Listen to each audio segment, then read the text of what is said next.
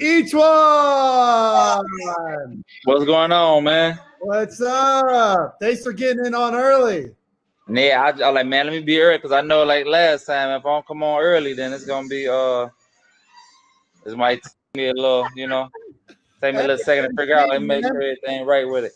Good to see you. Hey, am I coming in clear? Because you're coming in super clear. Hey man, I got good Wi-Fi over here. Nah, you good. Am I?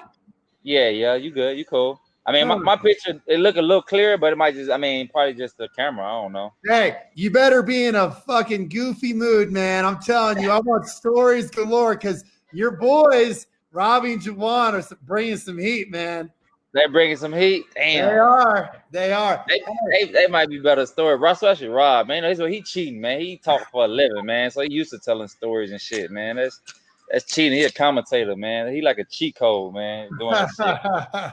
That's all good, man. Hey, I hope you understand what I told you guys earlier in text, Etuan. I'm telling you, man.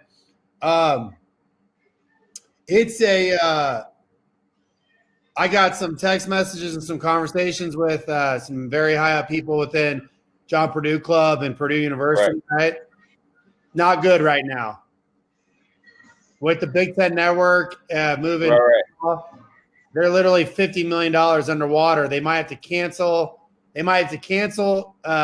Sports, particular sports programs. They might have to let go of a lot of people. And think about all the people, on the vendors at the games, the people that are the parking lot attendants to their, everything. It's gonna lose jobs and it's gonna affect everybody. Yeah, so it's sad. Yeah, our whole world right now crazy, man. I know, but you're back from the bubble, baby. Man, I ain't gonna lie, I'm glad to be out that thing. Yeah. Y'all couldn't even send me a package, man. It took me to go through 10 people just to get a package and send it. Yeah. Wow. Yeah, but it's all good, man. I watched your last game, man. You played great. Oh, appreciate it, man. Appreciate it. Yeah. Trying to do what I can, man. Take advantage of the opportunities, and that's all you can do. Yeah. Yep. Heck yeah. But hold on, I'm gonna pause you for a second. I'm about to mute. I just wanted to make sure. That it worked. You can leave it on too. You can do whatever you want. Yeah, no, I'm leaving it on.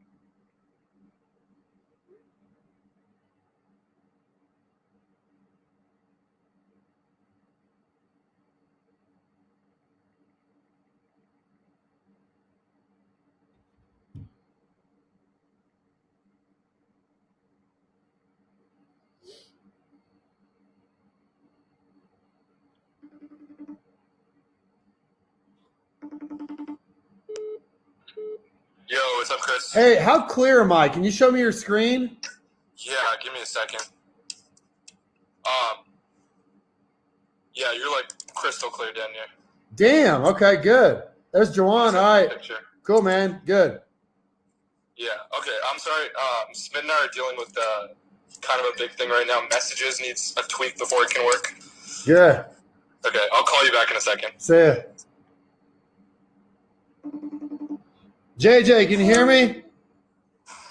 Hi. Unmute yourself, JJ. What's up, Kate? Nothing. I was wondering, so do you know about that list about guest speakers? Don't worry about it. We don't have time to do it. Okay. I have the list up, but just don't Too worry. late. We got it too late. We did as best as we could. Okay. All right. But if you want to text me particular organizations and questions, let me know, all right? Okay, sounds good. Not named Chi Omega. I already got that one. You got Chi Omega? Yes. Okay, perfect. Awesome. Okay. Thank you. All right. See ya.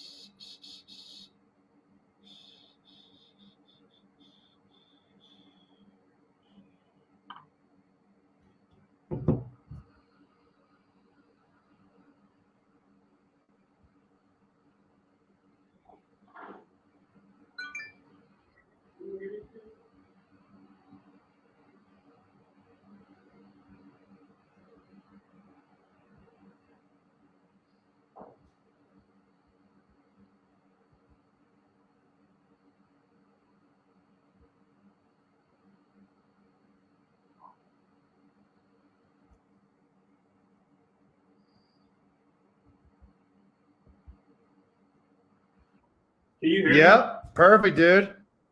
Each one was just All on. right, cool. We were making fun of Robbie. It was great. For real? Yeah. Dude, you're coming in crystal clear. That is good. awesome. I was worried. I'm in a hotel, so. What? Hey, sir, is that where you're going to live or what's the deal? Nah, for like the first month, they got us in here. So, Rob, what's up, man? up? How's Germany? You know what, bro? Right now, I'm in pain. I'm sore, but you know, Wait, good. that's what Over happens. good? Huh? Over there? Like for the year? Yeah. Yeah. Oh, this wasn't. I think now, This- because they were supposed to let me come back to do all this, you know, like after I did the testing, but now because I just got my results like a few hours ago from the airport, because I had to take a COVID test from the airport, and then the doctors won't even see you unless you have 3 COVID tests. You have to pass 3. Yeah. So I'm glad you passed. it's, I know, right? I'll be right back at the They crib. send you home? No, I think they would have probably just Hotel, quarantined us and then like, yeah. They didn't even want us to be in the hotel. What's up, Robbie? Much. Got to bed today. Good for you. And then, hey, each one already. We were already making fun of you for about 5 minutes, Robbie. Why? Cause you a cheat code, man. You do interviews and stuff already. I mean, and we don't do it. You a professional journalist. Professional basketball. You guys know this? Yeah, so you used to telling stories and shit, man, and talking, man. We'll let you be the leader, man. You should be used to it by now, man. For me, Yeah. I don't talk too much. I just say 1 or 2 words. Where are you at? Home? Orlando? Yeah, I came home last night. Oh, well, it's done. I'm out of jail. I'm out of Out of lockup, there. man. There we go. Jail's over. How Man, was it? Or was it okay? it was cool. It wasn't bad though, man. I say it's probably like the best job they could have done, man. Like, it was cool. Like everything was organized. Practice course, everything was nice. Food wasn't that bad. Food was okay. It just wasn't much to do. That's the only thing. Golf? What about them parties? With them parties, they said they had Hey, the save DJs these questions for. Hey, but hold on. You're answering the question, by the way. And JaJuan, you better fucking ask. How about those parties to each one directly? I said those parties. No, because they said. Remember, they said Dwight Howard was like by himself or But something. man, so, hold on, bro. You got a pool party with all like guys. Like, come on, man. Like all guys with their shirt off. I guess you'll be able to chest bumping. But it was cool. It So that's why he was man. there. It wasn't that bad at all. I know it's gonna be the bubble next year too. It's another bubble next I mean, year. you can't play. Think about it. You can't play sports with fans. I mean, That's even like over here. It's like that too. Hold on, so how y'all playing then? No fans. So y'all Same. playing with no fans? But are you guys? I think they're gonna try to like by like next year they're gonna try to like add like they're gonna say like 200 max you can have like in the arena. Right.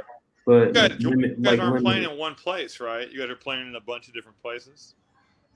Yeah, but they've been doing COVID tests like every other day here. But y'all do like the shot, not the one all the way up your nose, though, right? No, we do both at the same time. Every other day, like the throat and since I've been here. The one that go like up here. Yes, bro. My eyes be watering. Your brain. Oh no! I'm not. I got 3 COVID tests, and it's the antibody plus COVID test, and that's a poke in the finger, and it goes on a little strip, and it tells you in 5 minutes. It's like a pregnancy test.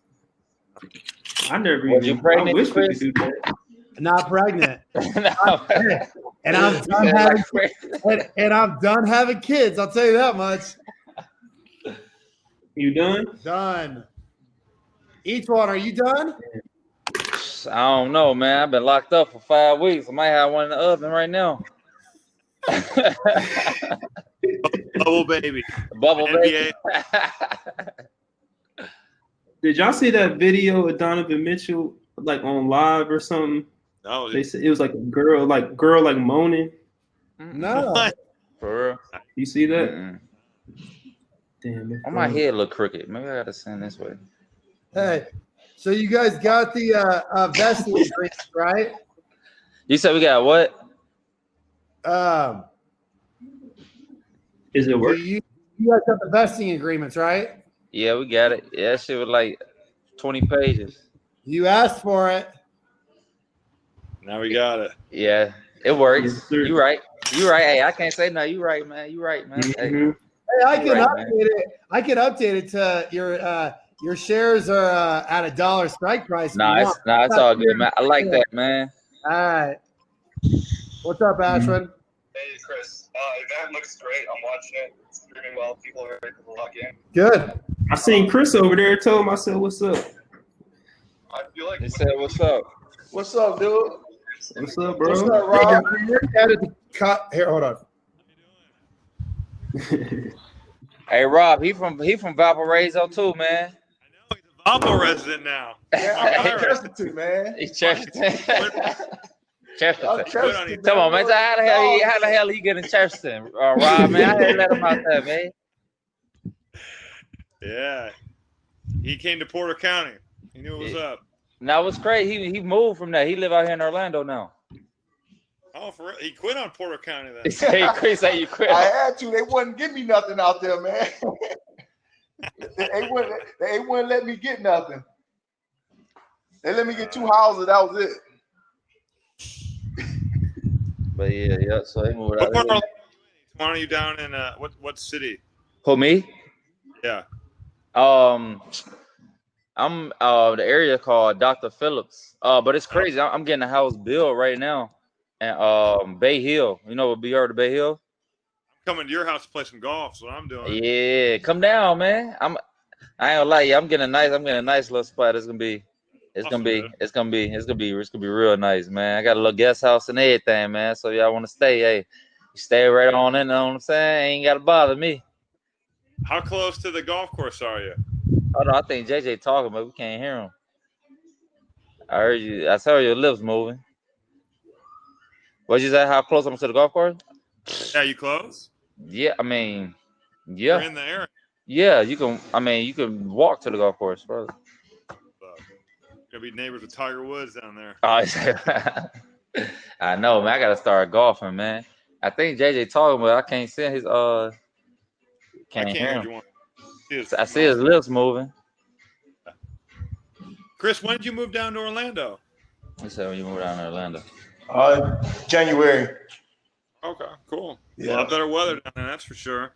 Except now it's probably hot as hell. Yeah. Every day. Yeah. Drinks at? What? Where's the drinks at? Man, I ain't getting no drink today. I'm about to pull up with y'all, man. What y'all drinking? I got white wine. JaJuan Coffee. Coffee. Oh, he's just waking up. It's 1 in the morning. It's I know, man. You better go make me get a drink, man. I need one, man. I've been stressed out. Well, go get one. Been locked up. You got 13 minutes to make a stiff whiskey and diet or whatever the hell you want. No, I was saying my girl, her dad lives in Munster. I was saying, for real? Yeah, so it's out that way. Wait, is she from there, JaJuan? She from Gary. Oh, she's from Gary. Okay. Yeah, she from Gary. Yeah. And then you have a girlfriend before from Gary. Yep. I was like, what the hell? I was surprised myself. Wait, I who was remember that? they used to go out there. I think you said about Miller. Was it about like the beach or something? Yeah, like real nice. The other one lived in Miller Beach. Yeah. JaJuan's the only dude that could have a girlfriend for 2. Oh shit! Quiet, dog. The only thing is, if she's from Gary, you never know. She might have dated Kenny Lowe as well. Kenny Lowe. He was the man out that way. He was. It goes Michael Jackson, Kenny Lowe. In that order. How about that? Yeah. Nah, funny. you're right. They do know facts about that. Definitely right. So she got that Gary attitude, that's for sure. When did you buy that house in Orlando? How long you been in Orlando? A couple years? I've been here for 4 years. Where I'm at now, and then I'm about to move. But yeah, I've been here 4 years. Moved to a new house or what? Yeah, I'm getting another house built in Bay Hill. He's joining Bay Hill for us, Hart. Oh my god! Yeah. So y'all can go golfing, man. Now I'm gonna come. I gotta get right, man. You know I'm terrible, man, at golf, man. Hey, free lessons from Robbie and I directly. We'll spend the week out there with you, and we'll train you up if we can just do the course. All right, that's the deal. I got some free instructors. I'm with it for sure. All right, I played crooked stick on Tuesday. Yeah. I was on pace to break 80 and had the biggest meltdown you could ever have. You was on pace to break 80? Yes. Damn. And on 16 took a 7. On 16 took a 7. 17 hit in the water, took a 7. Total implosion. Implosion. Damn, Rob, you nice. You nice. You hitting like that. Hartley's the best golfer out of all of us. He shoots in the 70s. You shouldn't. That's like down to like pros. Damn this. They're playing longer tees, but Hart's a good golfer. He's good. Shit, damn. Yeah. Y'all have to teach me. I'll be shooting 100. JJ played golf back at the Elks. Back at the Elks. Yeah, of course we would have. Huh? Yeah. JJ, you and Robbie played golf at Hold on. We used to play all the time. Dog, that ask me for real, dog. I'm gonna take some lessons. People keep asking, man, let's go golf. Lessons, man. JJ would putt a lot. That was my thing, was just putting really, but I went to softball last week. We went golfing with C. Reed at the Elks once, and he was like, he's ridiculous. He really is the same to this day, though. That's the thing. I thought he tagged. To go to the range, man, so then just practice. We need some instructors to teach me. That's too funny. You go with them Top Golf? Yeah. You can hit the golf ball? Now, Top Golf is legit. I hear what each one is talking about. Top Golf is the place to practice. I know. I don't know if they back open though right now.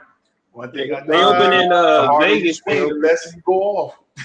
They have to be open. They had to be open. The thing is like the technique, like you just can't muscle that thing. Like, man. Yeah. We talk Top Golf. Is they back open right now? They already social distance. Yeah, they open now. I bet they are. Yeah, they open. I went to Vegas last week and it was open. Oh, you did? Yeah. I went to Top Golf once in Vegas at a bachelor party, and I was crawling out of there on my hands and knees. Yeah. Oh man. And that wasn't from being sore from hitting range balls. I don't even think I could tell you what my name was. Yeah, they got like 3 pools out there in that thing. That's awesome.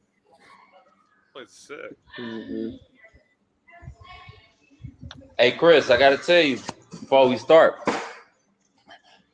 My brother said, man, you say you need some more diversity on your board. He said you got to put one brother on your board, man. We've got a I got an Indian dude. board. We've got China. China's China, Smith, Ashwin. We've got a lot of diversity, so we'll get a brother. Got a little brown. I see got a little brown. Yeah, man, got mixed in a little best of all world. We've got China on there. We've got all right. So listen.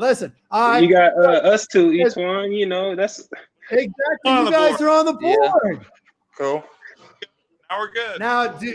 Now, does your brother want a position?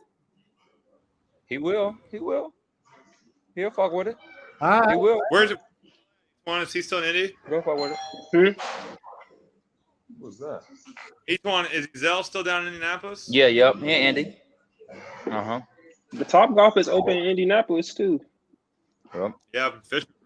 Rob, where you at right now? You got palm tree? You in Chicago? Palm tree. I say, man, I ain't got no palm trees in Chicago. They had them at this place down the street. They were going for like $85. So. Oh, okay. That's what's up. We bought some plants during quarantine, and all of them did except for one. Dude, Logan is the worst plant mom ever. These things are dying like crazy. Yeah, 3 out of the 4 died so far. Like 4 months.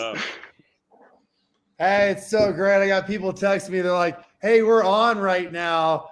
We can hear you. I'm like, I don't care. You think this is bad? Wait till we get into some of these questions. Mm-hmm. Oh, they can hear us talking? Yeah, of course. I couldn't stop anything. That's all good. You'll get a refill. Each one. Did you step up and grab a cocktail, or are you still not there yet? No, let me say I got 6 minutes. I'm gonna grab one, man. All right. How do people join the thing if they want to watch? They go to that. You can send them that link that I sent you, or that Rootshare sent you, or and then log in right there and sign up. Okay, let me see. The one that has like the password thing on there, like the email and then the password. Yeah. So if they've created an account, then they just type in their password and username. But if they want to just go to rootshare.io, they just log in, create an account, and then they jump right in. All right. Chris, what you gonna do with them boosty noodles, man? JJ, I'm gonna give you some boosty noodles, man. For real, let me see them. Hey, Chris, you grab a box of them noodles? I seen Master P had some noodles. I ain't seen Boosty noodles. Yeah, the rap snacks, bro. I just went to support it and just bought some. Nah, that's smart. You buy the other noodles, so you might as well buy Boosty's noodles. Yeah, man, I just want to support, man. Just go buy some. Even though they be clowning. Hey, each one, I'm gonna remember that when that day you told me that I needed to get a brother on the board at Rootshare, and I have 2 of them on the board. You and JaJuan. Yeah, I wasn't thinking about us though.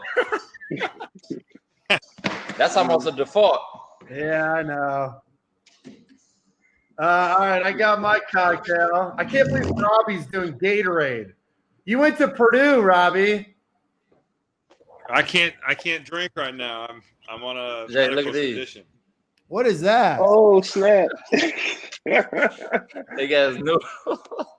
Little Boosty noodles. Rap noodles. Hey, Rob, what was that concert we went to back in the day? That is Who hilarious. was it? Hey, look, they got a whole bunch on E40 got noodles. Look. Oh, no. Let me put that in the camera. Wait, were they giving you guys down at the bubble? No. Now these Master P's, he made these called rap snacks. And he got some noodles too. Some green chicken. Unbelievable. Let me see the background there of your office. I mean, nah, this is my upstairs. These are just some jerseys and stuff up here. Nice. I'm still waiting on a couple more jerseys, man. Like from these guys I'm on a phone with. Hey, I still ain't gave me no jersey. I got one at the crib. Yeah, it's just upstairs. My upstairs That's while nice. he's filling that. Yeah. That's Couple dope. jerseys and stuff. Are you taking it from upstairs or downstairs? Huh? Where are you taking the event from? That starts in 2 minutes. I'm upstairs. Are you gonna stay upstairs? Yeah. Perfect. All right. Uh-huh. And then Yeah, I'm upstairs. where's your drink again? It's right here. Oh, it's right here. I'm gonna drink it straight. I'll take it 2 seconds.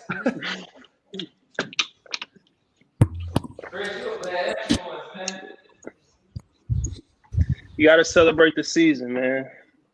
Hey, I didn't know I was gonna be here. I signed up for the app too, though. Good. We appreciate your support. Clear. Hey, it sounds like you're gonna be starting a Rootshare next week. Right.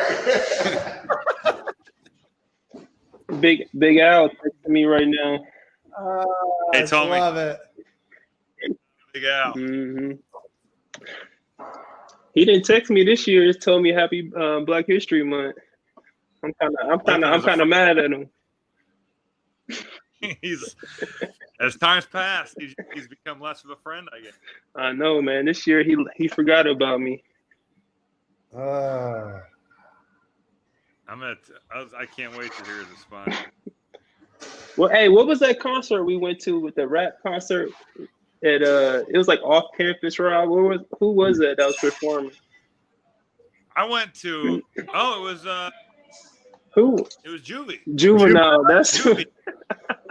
JaJuan and I went to the hilarious concert ever at Real Brothers. And it was, You gotta do it. I'm gonna start this event. We lost you, Rob. Phone I think it's because the background. Which background? Robbie, we can't hear you. You're on mute. Come say hi. Listen. Come say hi. My teammates from college. Earlier when mine was like that, Remember I had to refresh it. all right. Say what's up, it's my daughter. Ah, You remember they had him as me on the they had JaJuan as me on the computer? and then Robbie's coming on. He had to read. That's Chris. What's up? Ain't she big now? What's your I name? know, right? Time be flying. What's your name? That's Robbie. You tell me her name. Elissa. Hi, Alyssa. That's a beautiful name. How old are you? 7. Oh, nice to meet you. So I have an 8-year-old named Charlie and a 6-year-old named Sebastian, and we have a new baby that's 3.5 months old named Ziggy. Oh yeah, so you done. Ooh, we got a little crew. And Alyssa, do you want to? All right, guys. I think we're ready to get going. 5 o'clock. Let's get started. You guys ready? Yeah, I'm ready. All right.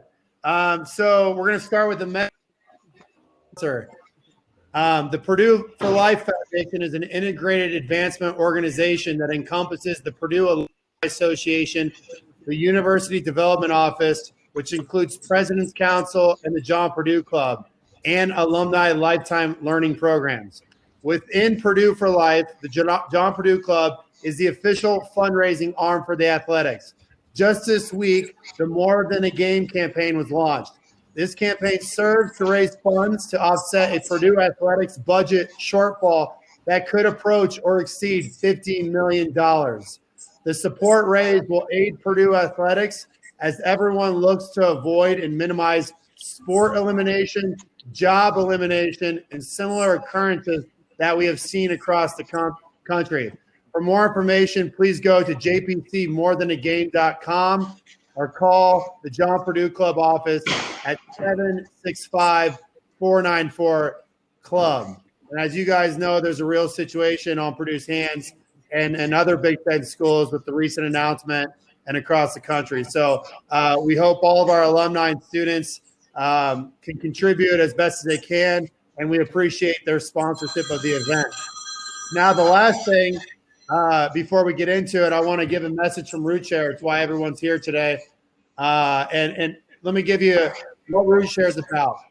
Rootshare is built because students and alumni saw a need for change.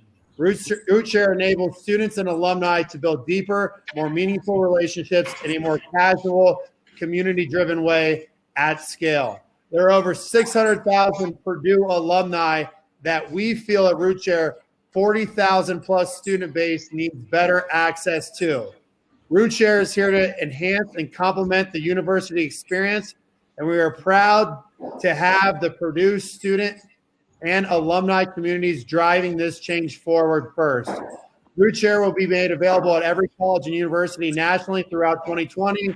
Please follow us on social media, Twitter, Instagram, etc., to win the Harry's Mad Mushroom gift card that's given away to 5 to 6 people. Now, you guys, let's get right into it. You guys signed 5 jerseys. We had 5 winners, but as you guys know, obviously there's a crazy times, the Big Ten decision, COVID, and gathering you guys is quite the experience. I've been stuck in a garage for 5 months working my ass off. Each one, you've been stuck in a bubble. JaJuan's been in LA and he had to fly to Germany. And Robbie's painting houses and buying beds now as his new profession. And I want you guys to know our team for the last couple of months, all across social media, we've heard things like the baby boilers made me a Purdue fan. They said about this event, I need this in my life. They said, name a more iconic trio. And then we've also seen things like triple goat emojis. So you guys are clearly legends, and we appreciate your time. So let's transition right into it. Each one, you got the first one, my man. Each one, everyone wants to know your new relationship with the bubble. Tell us about it. Oh man, the bubble. It was interesting. Our first 2 days there was crazy because we had to quarantine, so we couldn't leave our room for 48 hours. So we almost thought we was locked up. It was almost like being in jail. But we like, man, I got to deliver our food. We can't leave. Like, it's gonna be like this the whole time. But it ended up being a good time. The NBA did a great job with it. Make sure we had good food. Let me tell you about that. The food, that was interesting. So the first couple of days, it was all food in boxes.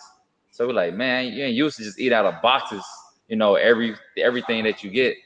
But then after that, they started giving us wherever we want. Whatever you wanted to make at the restaurant, they let you make. So if you wanted chicken, lobster tails, create your own milkshake, they created everything. So that helped make my stay better. Once I had good food, I was good after that.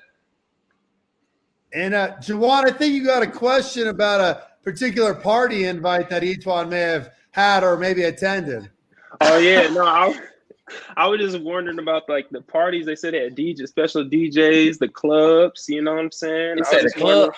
Yeah, they said they had the club set up out there. Nah, it wasn't that sweet. It wasn't that sweet. I wish that'll made the bubble, a lot more crazy. But it was pretty chill. It was pretty chill, man. Yeah. They had a couple DJs, they had a little players lounge. That was cool. You go in there, play cards, shoot pool and stuff. So it was a cool time though, man. Like I say. Are you fishing too?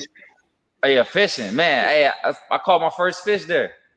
Made history for me, man. I had to put it on my IG. First fish I caught in a bubble. That's going down in history right there. What was it? A bass? Yep. Mm-hmm. Now, each one a long way, man. I'll never forget when you were staying at my parents' house for AAU, and one of our cats jumped up on the bed, and you jumped off. A tiger had gotten up on the bed. Hey, man, I ain't know what y'all had going over there in the Hummel household, man. I thought y'all. I didn't know if they had some wild animals or what. I just heard something. I'm like, oh. Hey, I don't want to knock your fishing story, but I heard that the NBA stocked that pond or that river there with so many bass, so that you guys would feel good when you put out. I don't know about that, man. I put a lot of hard work into that, man. I sat out there for about 10 minutes. It took me 10 hard minutes to catch that fish, man. Hey, you can't knock my own work, Chris.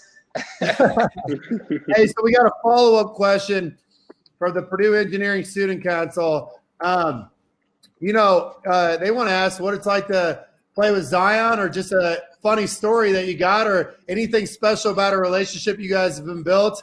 And it could be things like maybe he looks at you as a mentor, right? Right.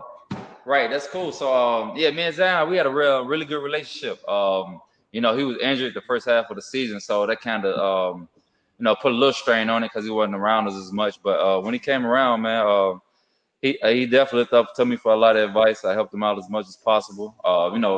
Off the court, first of all, we stayed like very close to one another. I think I was probably one of teammates he probably talked to the most, and he sat right next to me on the plane, so I be telling him stories the whole plane ride. JJ, remember when we was in Boston and KG used to sit there and tell us all those stories all day?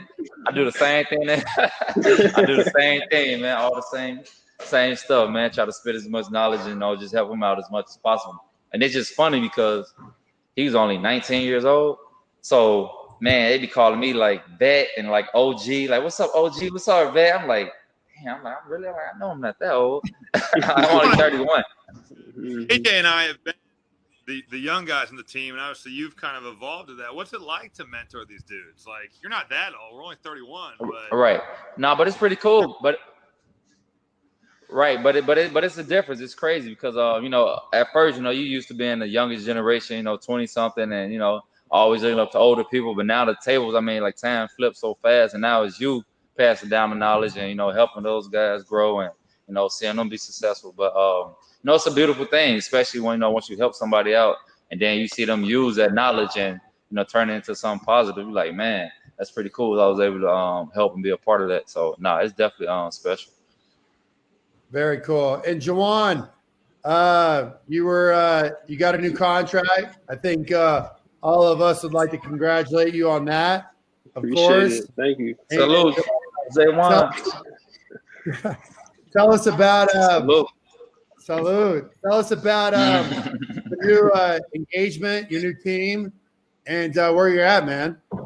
Well, yeah, I got engaged last year, but we were supposed to get married last month. But obviously because of COVID and all the craziness that's been going on, that got postponed. So hopefully next year we can, after my season sometime, we can, get married.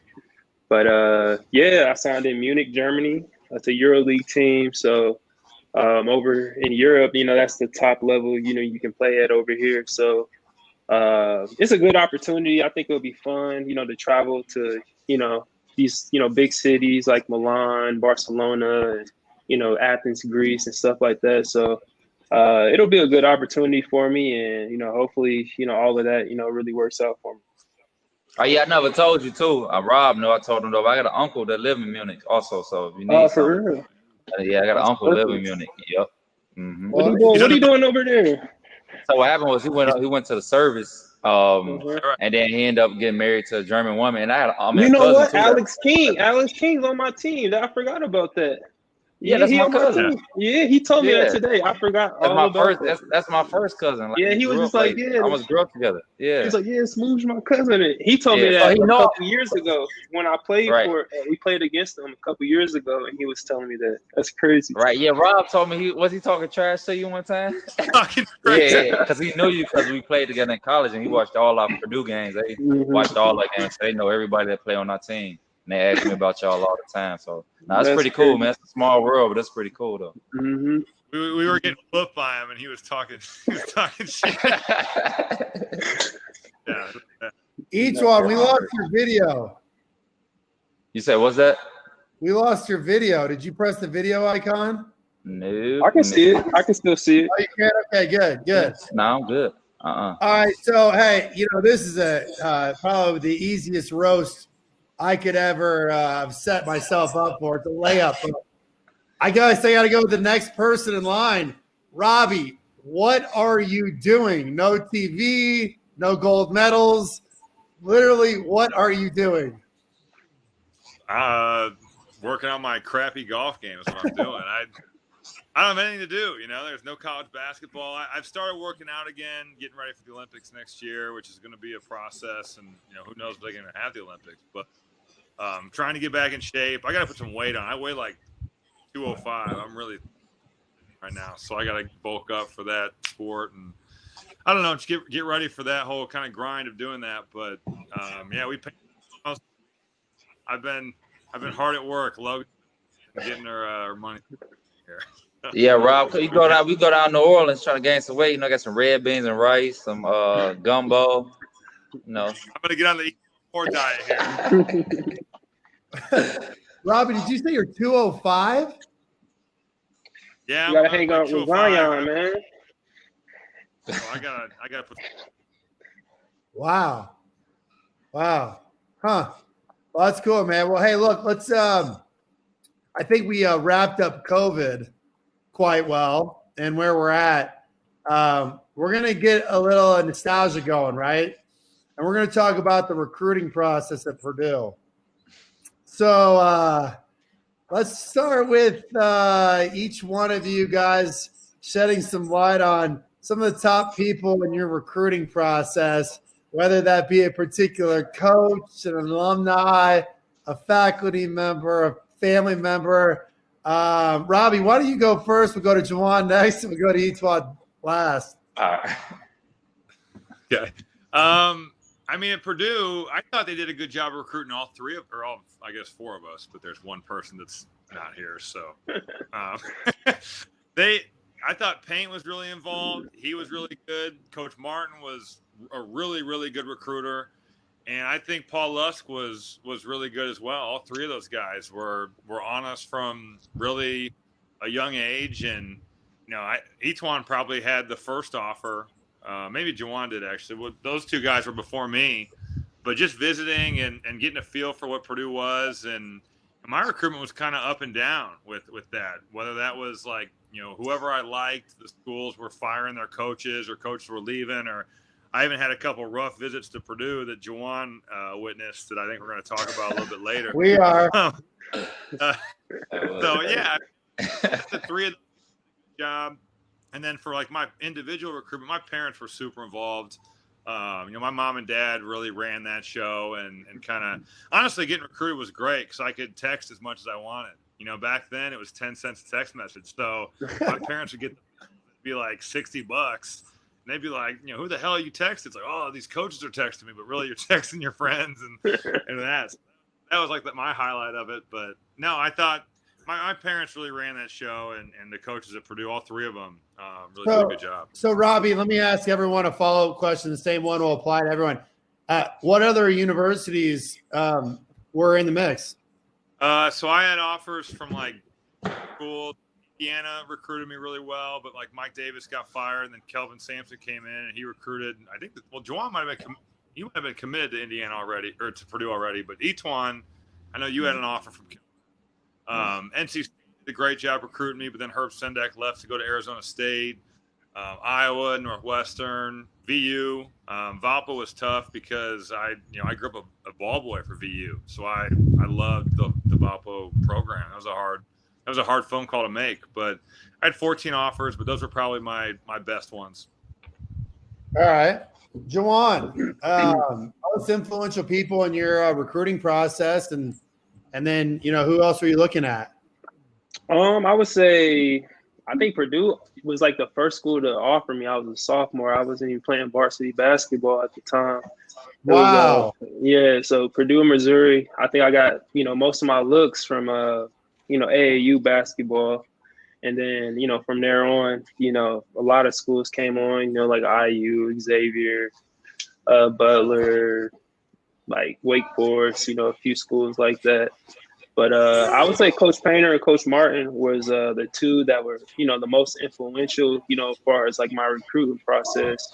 And then also I had a cousin that was a freshman at the time. I was about to be a senior. So I used to come up to Purdue, quite a bit just to actually hang out, and hang out with the other guys that, possibly could be on the team. So I kind of had like a little bit of a Purdue ties. My aunt went to Purdue. I have an uncle that went to Purdue, a cousin, so, actually two cousins that went there. So I had a few, family members that kind of made my decision a little bit easier, and I felt more comfortable with Purdue. That's great. Etwan, where are you at, man? I'm here. I know. Talk to me. All right. So for me, I mean, similar to those guys, of course, Coach Painter and Coach Martin, that was a major influence. Them coming to all my games, they actually was my second offer that I had my freshman year. My first one was University of Iowa, and Purdue was my second offer I had. And it was special. Just seeing them come down to East Chicago, watch games, and all my friends, they just say like, man, they got Purdue, Coach Painter them here at the games, we talking about it. So that was pretty cool and special. And of course the guys I went there with, like all of us, like we had got cool and we was friends before we even went to Purdue. No, I went down to Indianapolis and me and JaJuan hung out before we even, you know what I'm saying, went to Purdue. Rob and Scott, of course, obviously we played on the same team. And, you know, I spent the night with Rob House. He had his cat attack me at his house. So, you know, we already had a relationship. So that just made it so much easier knowing that I was going with guys like that. And put the icing on the cake. I was the player, probably Terrence Crum. He was my host on my visit, man. Yeah, he's my host, man. We had a good time. We had a real good time, Purdue. He showed me the time of my life there. I said, "Oh man." So each one, it's interesting that you brought that up because I did not talk to you to bring that up about that, but I remember seeing a lot of you with Terrence Crump that weekend, and your smile went from about here to here that entire trip. Oh yeah, man. Hey man, it's a mirror. Hey. It's some stories, man. I don't know if I can tell all the stories, but man, it was great times. It was great times, man. I got to see, you know, every aspect of Purdue, everything that Purdue had to offer. I got to see, and it was a great time, man. And I was like, oh yeah, this could be a special. This could be a great place for me. So. And was there a deeper connection with you and Zoe more than others, or was it pretty consistent? I mean, talk about among the coaches. Was there a deeper connection with you and Zoe, or was it pretty consistent across the board? I mean, Zoe would probably be the one that I was talking to like every day, you know, on a more consistent basis. You know, he would check up on me 3-4 times a week at nighttime, call me every night just to make sure I'm okay. I mean, you know, it's a big adjustment, you know, for me, you know, coming from, you know, East Chicago, inner city, then going to, you know, a big, you know, university like Purdue, you know, so he always checked on me, made sure I was okay. And that was big. You know, I felt like they cared about me just as a person and not just as a basketball player. So that was pretty big. And that was a special relationship, and those relationships that, you know what I'm saying, that still carry on today. Yeah, that's great. The AAU circuit, you know, I don't, to be honest, I don't even know where the AAU circuit sits today. I have no clue where the AAU is at today. I really don't care. But I know that it was a big part of growing up when I was playing basketball as a way to earn a scholarship, as you guys mentioned. I didn't get a scholarship early in the process. But you know, I know that you and Robbie, Robbie play on the same team, and JaJuan, I was on a different team, and I'd like to understand your perspective on the teams and who had the most success and those kind of things. Yeah, I gotta be upfront. JaJuan saying they used to kick our butt. They beat us bad a couple times. Yeah, we played them. They beat us like. Do you remember the speech that Coach Brum gave us after we lost to them in Warren Central Fieldhouse? Oh yeah, for sure. Yeah, that was for the state championship. AU state championship. He was a good coach, but he was nuts. And this dude sat us down, and JaJuan's team is still in there. And he literally. And he's like, "You guys lost to them." Yeah. Like, yep. Bunch of pussies and all that. Yeah. Dudes, like, he acted like we lost to like some junior varsity team. He just, man, right. They whooped our butts twice. Yeah. They had a good team. Their system was crazy, man. They throwing alley oops and they doing hammer passes, threes and stuff. Yeah, they real good. They got the best. We can't even debate that.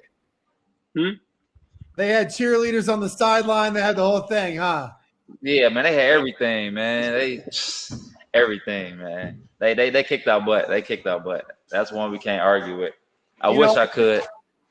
You know, I think closing off. One thing about the junior all-stars, though, we all got to play together, though. When the Indian all-star team, junior all-star, so that was cool, though. Like, oh yeah, that was cool. And we beat the senior. We beat the Indian all-star team, so. Oh yeah, I don't think we won a game by less than 20. Yeah, we beat everybody. Our Indian all-star team's got to go down as one of the best in the last 50 years. That's crazy. I about to say, yeah, that's crazy. I be arguing. I be telling my teammates that all the time. I'm like, man, our all-star team, like we had probably 8 pros on one team. NBA guys, I'm like, man, I don't think nobody could have beat us. And you guys beat the seniors and everyone else, huh? Oh yeah. So let's get down to wrap off recruiting, Robbie didn't have the same recruiting experience that you guys did. It was tough. Let's just put it that way. He wasn't given a scholarship after a couple of visits. A couple of players took out their frustration on Robbie. But Robbie, tell us a good story about your recruiting experience at Purdue. The fact that I didn't get an offer as right away as a junior wasn't a big deal. Like I had a few offers, but Coach Painter was honest from the get-go. He told me, hey, I got an offer out to Marcus Johnson on Fort Wayne. He's a good player. He's a top 100 kid. Like, if he goes elsewhere, then I'm going to seriously recruit you and maybe offer you a scholarship. And I respected the fact he was being honest. So you fast forward another 6 months, I've played AAU, and now I've got it. And JaJuan and I are visiting. Each-Juan didn't make the trip this weekend, but JJ and I were on the same team. Wait, can I say something there, Robbie? Can I say something? Since I was a senior that year, Teague Landry and I were seniors, right? Teague and I were always the ones selecting teams. So we shot. He set you up, Rob. He set you up. So we always shot a half-court shot to see who got the first pick. That was the entire summer leading into the year, right? So, of course, the first pick was always Carl, right? There's no doubt about it. But that whole trip, when you guys were there, and you keep going, right, I always picked Robbie and JaJuan on my team. And my perspective of that trip was whole next level. I wanted these guys to play tomorrow, right? It was incredible each one. You weren't there. You were on another trip. But, Robbie, talk about when we were playing against the other team. Three of us are playing. I forget who our other two were, but we're like running games. We're like winning. And I think people were surprised. And I get a steal, and Nate Minoy runs me down and tackles me into the bleachers. And I'm going to go up and dunk it. This is when I was actually so I'm trying thing. He tackles me into the bleachers, and Gordon Watt runs up from behind me and says, "Welcome to the Big Ten, bitch." And literally, I was like, I am this place, forget this. These dudes, I'm playing good, and this dude tackles me into a wall. I was like, I'll never go there. And I think you got credit to Coach Painter, Coach Lush for kind of smoothing it over. And there's no way I'm going to that place with the way those dudes tackle me in the wall like that. Like, I just wasn't going to do it. But as kind of time passed, they did a good job recruiting me, and some of those dudes weren't really on the team anymore, so that probably didn't hurt. And you guys know my stat line in college. I played the most minutes per game and averaged the least points per game, right? And that day, it felt consistent. I had like 20 million rebounds, 20 million assists to JaJuan and Robbie. We won every game for the most part, and I had the biggest smirk on my face. I go, man, this is a special bunch. Special bunch. I knew it right then and there. So, awesome, guys. Well, let's go now. Now you guys are all coming in together, right? The four of you together. Scott being the fourth, and at the end of the day, I'll say it right now. You guys are arguably the greatest recruiting class that Purdue sports has ever had, across any sport, period. And I think you guys know that.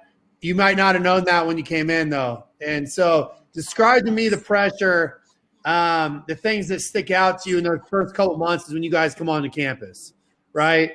Talk to me about that. And each one, why don't you start? Yeah, I start. The pressure, I don't know. It was just fun. One less pressure. We didn't have Instagram then, so we'd have had Instagram now. It might have been different. Pressure might have been different. I don't think I even had Facebook probably to my first year in college. So the pressure, I don't know. We just look. We just all love basketball first and foremost, and we just excited, looking forward to go play. Just start a new journey. And, I knew I had a group of guys, coming in with me, so that made that journey a lot smoother. And from day one, we clicked. We hanging out. We gonna have every year we had the boiler back in action. The what's that? The freshman orientation for all the sports and stuff. Yeah. Yep, we hung out. Me and JaJuan had a party too. We had a party that first BGR. Very first day. BGR, yeah. Party. The very first day of school. I said, man, that's what school gonna be like every day. Man, it was cool. But it was cool, man. You know, just to see it going there, everyone excited. People like students knowing our name and asking us for pictures. I'm like, I wasn't really used to it. I'm like, man, still they asking me for pictures? I'm like, we're in the same class. Hey, you sure you want a picture with me? You know, so but it was pretty cool. After a while we got used to it, but it was just exciting. You know, it was just a lot of positive energy and a lot of excitement for us coming in. And JaJuan, you know, the decorated class, you guys were in some rankings either, you know, obviously top 5, but 2 or 1 in some rankings. JaJuan, what was your experience like those first 2 or 3 months, especially before the game started, just coming onto campus and the energy behind you guys? I mean, I think we kind of all felt the excitement, you know, like since the first day on campus, like, you know, the BGRs, you know, like I feel like, you know, like Etwan said, like people knew who we were, like even before we stepped on campus. But, you know, personally, I didn't really see it as like pressure or anything like that, just because, you know, I was coming in with people I was real comfortable with, you know what I mean? So I knew that we were all going through the same thing together, you know what I mean? So I'm like, you know, we kind of like relied on each other to kind of just, you know, get through, you know, those tough times with the conditioning and, you know what I'm saying, all of those kind of things. So the transition was just real smooth just because I feel like we were so comfortable with each other and we kind of, you know, like I said, just leaned on each other for, you know, when times got tough. Now, Robbie, you have the same experience. I mean, like Robbie and, you know, like JaJuan and Etwan had offers early. They were part of the pressure maybe a lot earlier than you were. Was there a different pressure on you, Robbie? I don't think so. I think the familiarity those guys are talking about was a big part of kind of alleviating that. But also, and we knew we were going to get to play. We were really young. Like, other than Keaton and Kramer, those guys played. And then the group, I guess after Gordon got kicked off the team and Terrence, who played a lot. But there was a lot of minutes to be had, right? Like, we were going to be allowed to play through some mistakes. And we did early. Like, we weren't a good team in December and November. We lost to Wofford. We lost to Iowa State, who got last in the Big 12. We should have lost to Missouri State out in Vegas in like the worst preseason tournament ever. we were able to kind of grow and figure it out ourselves. And by the time we got to January, end of the month, February, we were really good. So I think because of that, you know, there wasn't a whole lot of pressure. It's just a lot of excitement. And I think it definitely helped that Yeah, I think you know, when I was there, you guys, you know, you had a really good core leadership when Carl and Teague and I left. You had Kramer, you had Keaton Grant, you had some world-class guys, even in their sophomore year, just unbelievable character guys. But, you know, my years on that transition with Katie to Painter, right? Boy, you talk about a couple departures that you guys experienced.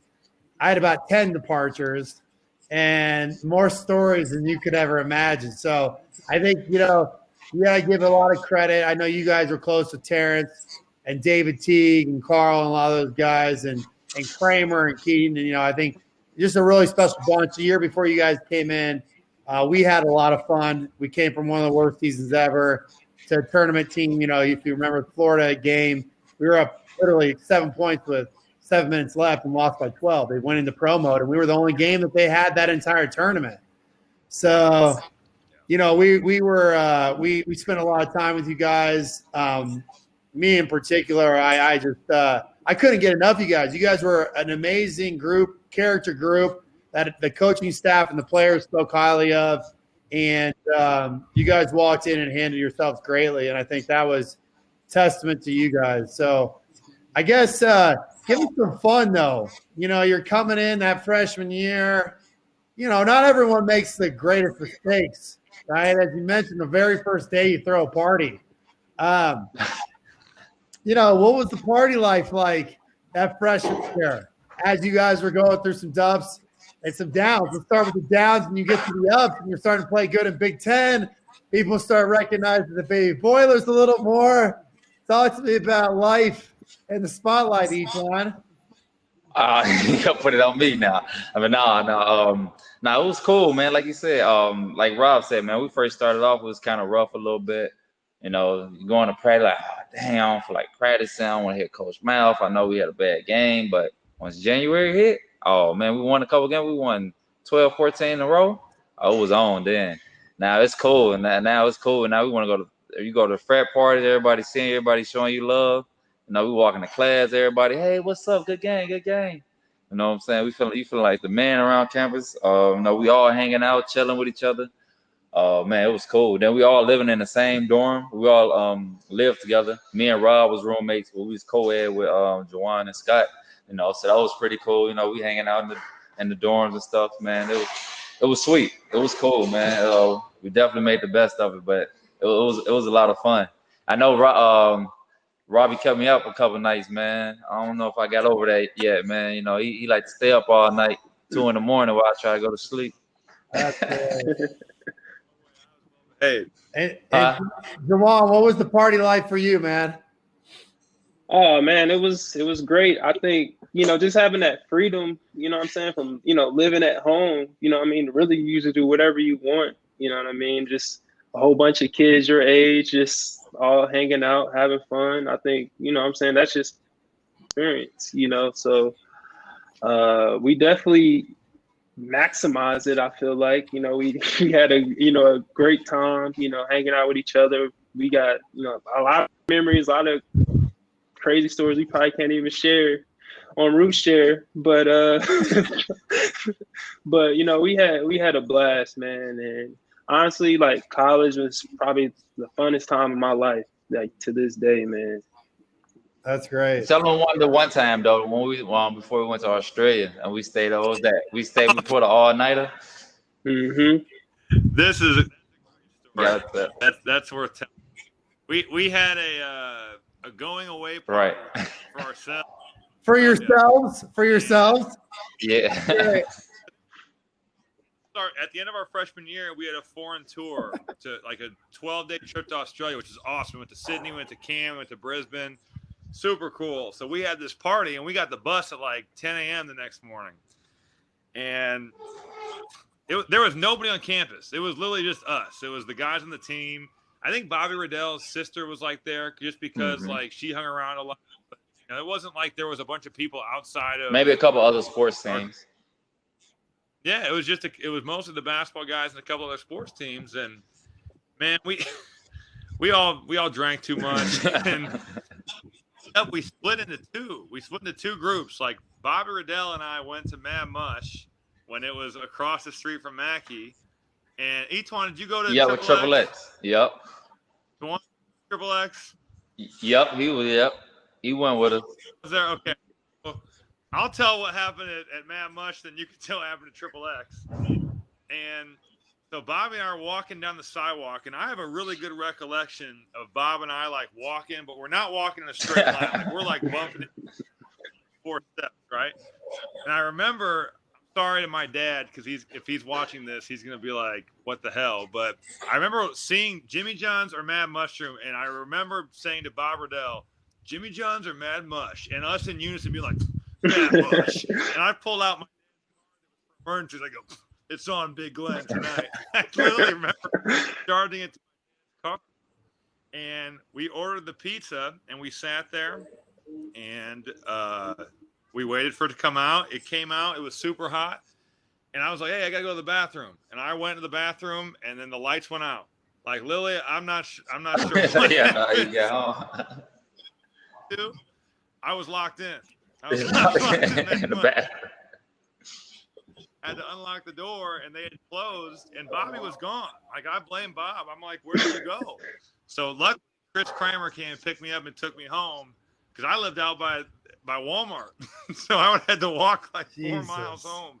Wow. For moving out the next day. Reed was feeling it. Chris Reed was in rough shape. So that was what go ahead, Etwan. What happened at Triple X? Triple X. It's crazy. I don't remember everything. Nothing really too crazy happening. I just know it was real late. It's probably 5, 6 in the morning the next day. We stayed up, everybody drinking. I remember hearing a rumor that C. Reed was yelling at everybody. He was going crazy. I do remember that. He was going crazy, just cussing everybody out, going crazy, eating everybody food. I don't even think he ordered no food. He just ate all our food. He eating off all our plate. Hey, give me some of that. Give me that. And then next thing you know, he black out. We gotta try to help carry him home. We're like, man, how you carry a 6'10", 270-pound dude home? He stretched out. He laid out. He reached his max, man. We had to carry him home, but it was a great night though. It was definitely a great night. I would say the next morning, Reed and I had to move out of our summer apartment at the lot, and I had to move him out. He couldn't move. He passed out. Pulled into the F lot because we're getting ready to get on the bus to go fly to Australia, and he Reed like projectile vomiting in front of the F lot in front of the girls' soccer team. It was the funniest thing I've ever seen. And then getting on the bus, like you could like you guys were not. You guys all smell like booze, and you were not acting. So I got a story before we go into this old Masters question. But we went to that NCAA tournament when we lost to Florida. We played we played the day before it. It was when Kramer was on his knees and shot from the free throw line. Arizona. Yep. Arizona. Yep. We popped them by 30. Okay. Easy. See you later. Bye. Okay.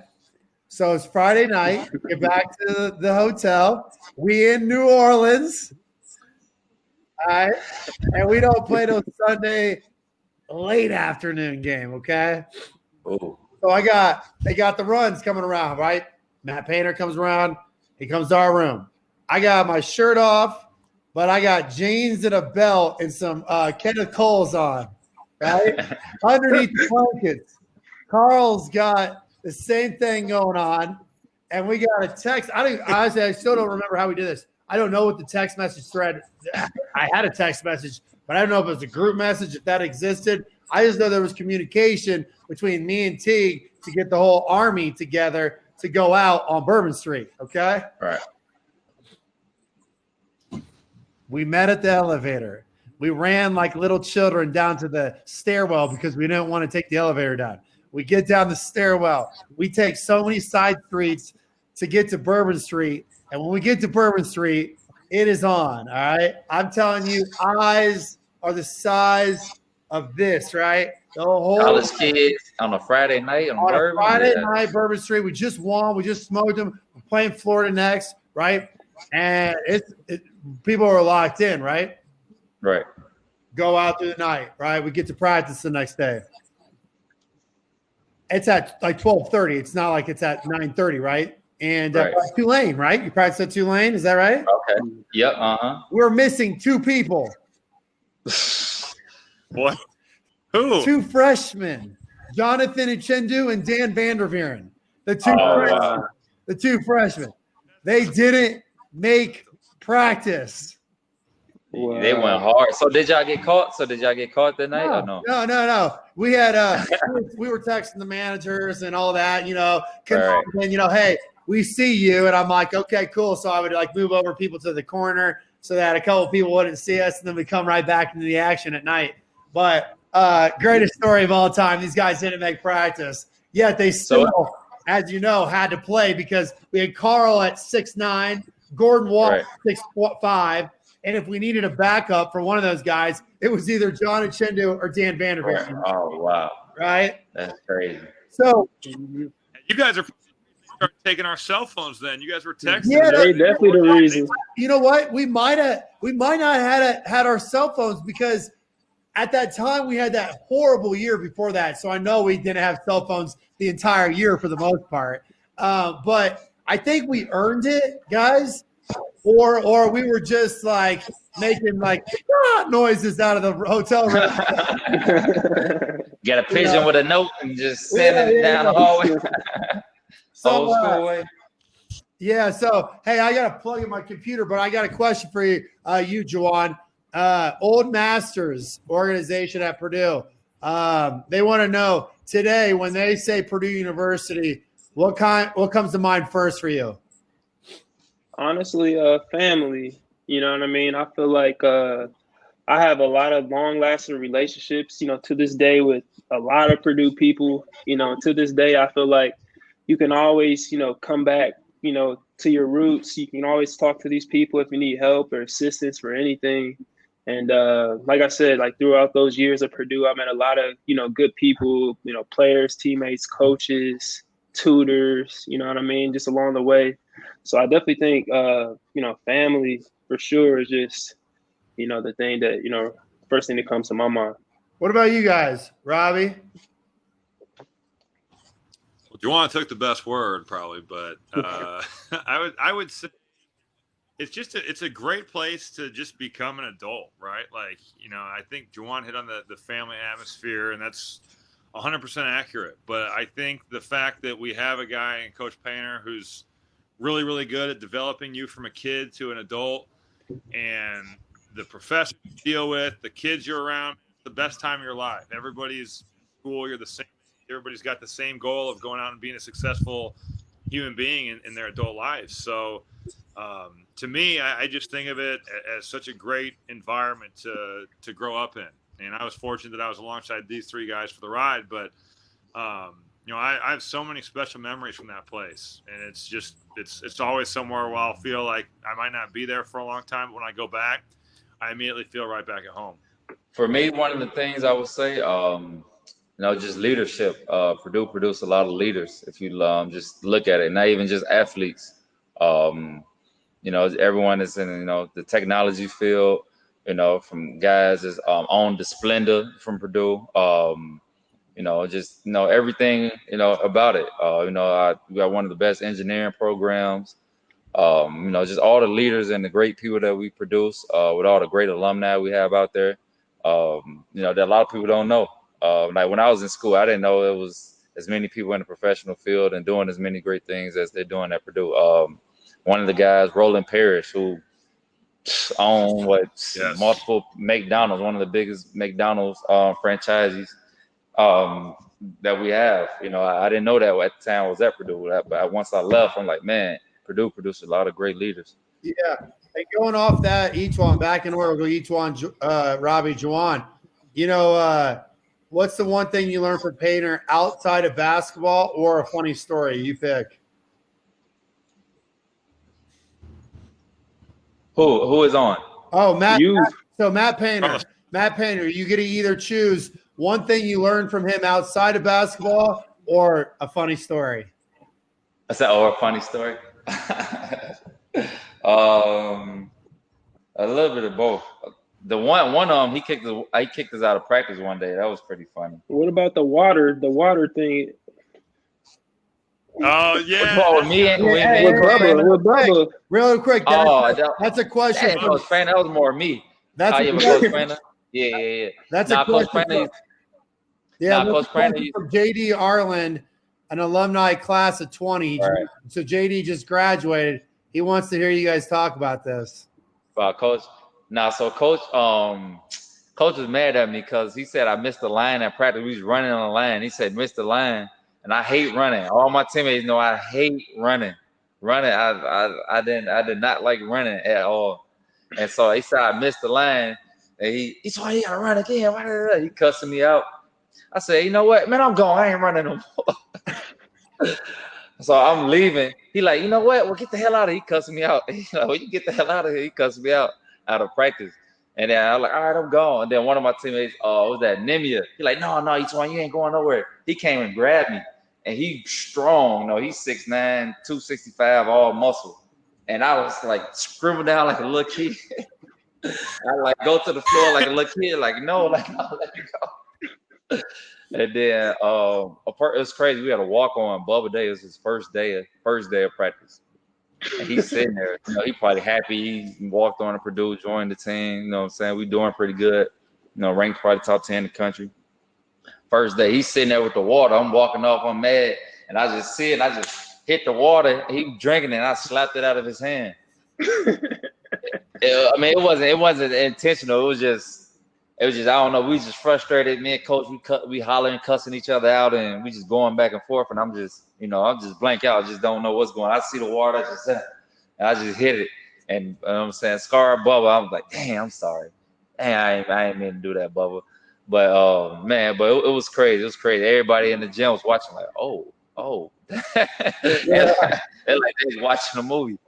But it was cool though. I came back the next day. It wasn't nothing. No, our relationship was, you know what I'm saying, like a family, like JaJuan said, like a family relationship, so something happened, apologize, say sorry, get over it next day. Nothing ever personal, but that was one crazy story. Me and coach one day in practice. Robbie, what about you, man? I think my thing with Coach Painter is he taught us accountability off the floor. He made us go to class, which stunk sometimes when you get home from a road trip. We'd play, those 9 o'clock starts. You're not getting home if you're on the road till 3 a.m. And he always would say, you have to go to class. And they'd check us. And, it's just one of those deals when you get in the real world, it doesn't matter if you're on 4 hours of sleep. You still got to go to work, So I think for him, accountability was a huge thing. And to me, the thing that is Coach Painter would take the shirt off his back for any of his former guys. Like, I've lived at his house. He didn't have to let me do that. I was playing in Italy. I got hurt. I hurt my shoulder. And he was like, hey, come rehab and live at my house. I've room. So I just think he's one of those guys that would do anything for his former players. And that's what you're looking for when you're trying to pick a school. And, going back to Etuan's story, we didn't pick Coach Painter because we thought he was going to be our friend when we were playing for him. Like, we wanted to be pushed. We wanted to be better players. And he was a guy that would do that. He would challenge you. He'd get after you. And he wasn't a friend. There's days where when you're a college basketball player, where you're like, man, my coach is an asshole. And if you ask any of those dudes that you play with, whether that's JaJuan, myself, there's days where you don't like your college coach. He's going to get on you. He's going to get the best out of you. But at the end of the day, I'm thankful that now I can say, and I'm sure that JaJuan and JaJuan would say the same things. Coach Painter is my friend. I consult him on certain things. He's a really smart guy, and he's a really cool guy. He's a very normal guy. So to me, I love the Bubba Day story. I can only imagine what was going through Bubba's mind as each one slapped the cup out of his hand. But he's a really good dude, and I'm very thankful that we all. Yep. And like you said, Rob, you say you stayed at his house, man. He used to always joke. He appreciate us too. He always let us know that. He always tell me, say, hell shit, y'all can stay at the house whenever you want. He like, you can have the keys, stay wherever you want. He said, y'all paid for it. He like, y'all won all the games. he always say that all the time. Y'all paid for the house. Which key, which car you want? Here, shit, hell, they all yours. It's all yours. So that's always funny. He always tell us that all the time. What about you? Rob did live with him. I would say, like, my biggest thing is he always had his players back. Obviously, the accountability thing, like, to this day, was probably the biggest thing, just because he was fair with, like, all his players. Like, if your grades weren't good enough, you couldn't live off campus. You know what I mean? Like, it was set in stone. But you knew what to expect from him. You knew what you were going to get every day. Like Rob said, he would give his shirt off his back. And one thing I do remember him saying was, like, if it's illegal, he's like, I can't help you. But you know what I'm saying? If it's anything else, he'll do anything he can do to help you. So I think that always kind of stuck in my mind, So I was like, let me just, stay on the straight and narrow as much as I could. You know what I mean? So I never really had too many, like, run-ins with Coach Painter. It was all, like, pretty chill. I lived off campus after my freshman year and stuff like that. So, I'm just thankful for, giving us a chance. I think that's when any player really wants, is just an opportunity to show what they can do and showcase their talents in a fair way. And Coach Painter.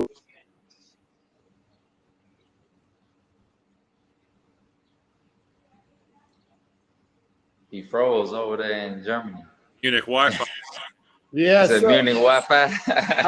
Yeah, he's in a hotel. So I got a sponsor question for you guys. Kathy Gilbert Adams, alumni class of 76. Oh, we wasn't born in 76, but and an education staff member from 92 to 95. That's cool. The question is, you got to give me one. JaJuan, you start first. The most influential person not named Matt Painter during school and after graduation. My most influential person. And not family. So not family or parents. Non-family. I'm gonna tell you, it was Lynn At Purdue. Mellock, Who? my tutor, Lynn. Miss Lynn. Oh, I know Lynn. Oh, I know And Lynn. Okay. she was amazing, like a great person. She was almost like a Purdue mom to me, you know what I mean? Like Unbelievable. I would go, she'd bring me breakfast while we're, tutoring and all these type of things.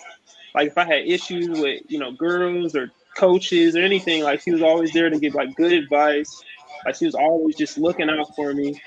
And they used to joke like, Miss Lynn probably had like 10 degrees, but no, she was just like, honestly, she was a great person, a great heart, you know what I mean? And I think that was the person at Purdue that just really helped me out a lot, and it wasn't even about even, just the books, Oh, the that's book incredible. aspect. That's incredible. I remember her, and I wouldn't have thought that, and you said that. That's really special because she was as special as you talk about. Yeah, definitely. Yeah. Robbie, what about you? It's hard to pick. I have to shout out the math doctor. I got to. Who, Bill? Yeah, Bill. Bill, that's my boy too.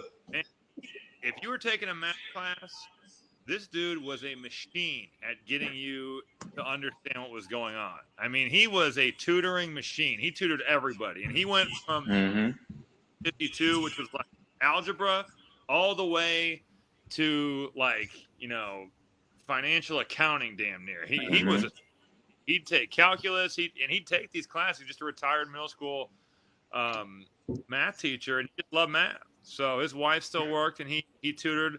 So I really enjoy working with Bill. But I have to say that probably the biggest influence on me was John Nine.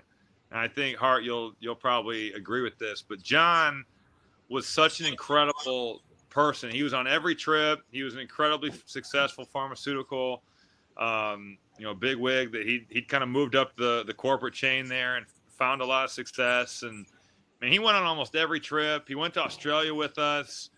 And, even after Purdue, like I know myself and a couple other guys that played have become really close with his daughters. And John just passed away, which was, really sad. And unfortunately with COVID, we weren't really able to celebrate his life. But just an incredible person, an incredible networker. He was so good to anybody. And I just, John Nine was an incredible person. He loved Purdue. He loved Purdue basketball. So I'd say that John was probably my biggest influence, outside of Coach Painter. Yep. And for me, I don't want to be wrong, but I think his name Ed. He used to be the guy, with the glasses, the janitor. Lawyer. Ed's the lawyer. No, not the lawyer. No. He's a janitor. Yes. He's a janitor. They had the glasses that's always used to be around. Wow. He was probably, for me, the janitor was probably the most influential person, besides my coaches that was there at Purdue. He used to let me in the gym whenever I wanted, even when he's like, the gym's supposed to be closed at 10 o'clock. He'll still, man, each one, if you want to stand here, man, I'll stand here with you an extra hour, 2 hours, to wherever you want to stay. And it's crazy. Late at night, a lot of late nights, 11 o'clock at night, he'll come and we'll talk, have deep conversations, talk about family, tell me about his family. Just always like telling me positive stuff, always motivate me like, man, I think you're going to make it. Man, you're always working hard, and, just always giving me positive reinforcement. And he was, he might not thought it at the time, but, everything we talked about, I always remembered. And it was special. For me to be able to go into that basketball gym, that was therapy for me. I love, basketball, going to the gym, when school ain't going right, family not going right, I can go in that gym anytime I want, and that's a big stress reliever. I even took my wife on a date in there, a couple nights in the gym. He kept it open for me. I said, come on, I want to go in the gym and hang out. I had too much money to go too much places, but we had a couple gym dates. So but that was special though, man. He would keep that thing open, sometimes at 1 a.m. for me whenever I wanted to go in there. Get up shots, work out, and just do what I love to do. And, yeah, John 9 was God, he's in like my top 10 human beings in my life of all time. But that was the three best answers I could have ever have asked for, because you guys gave me two, each one and JaJuan, that I forgot. And that's the sad part about life, is that you just can't think about everything. And those were absolutely special people, and all three of them in my life. I had the answer. I'll take a snag at this one. What I got from Purdue and the people that I was surrounded was they were animals. Painter was an animal. John 9 was an animal. And Konzo was my ultimate person. The guy is he's arguably the most motivating figure I've ever met in my entire life. Now, granted, he had 5 years. I had 5 years with him. Right. It's a long time with one person, right? You get only that much time with your wife and girlfriend at times and kids. He was arguably, you could not step anywhere with him in presence and around you, feeling him, whether he was there or not. You could not do something half-assed. You could not do it at 99%. Konzo Martin was far and away somewhere I learned how to be an animal, because I worked hard. Yeah, I was always first and second in every drill, but it didn't matter how hungover you were, he did not care, because he went to hell and heaven and back. Right. Multiple times. He lived on the edge. He almost died, and you could not let him down. And I thought he was just the master motivator. Him and Painter, because they were animals. Then you have John 9 on a plane talking about he just landed from China and find to deal with you. Like, what is going on? Who am I around? Cool. I can't let anyone down, and I can't sleep. So, let's go before we get into. I want to tell this story about Zoe. At Coach Painter's wedding, I was able to go just because I'm not playing anymore. So it was in October, and it was at the airport at Purdue. And Zoe, this is one of the most power play moves I've ever seen. Zoe came, but he flew on Missouri's G6 jet, landed, taxied up to this like hangar that was open for the reception, and literally got off, hung out for like 4 hours, and literally brought his daughter, brought his wife, got on the plane, and peaced. And went back. And I was like, wow. That is such a that's power move, huh? That's boss move. Up right there. So let's do this. Why don't one of you guys take a snag, whatever one you think is best to answer this one? What's that? But Allie from Chi Omega, she wants to ask one of you guys, how do you find a mentorship in college that's right for you? Is it trial and error? What's the process you go through? Obviously, you guys have a lot on your plate, but, you have brains too. You're able to qualify people, and kind of see through them.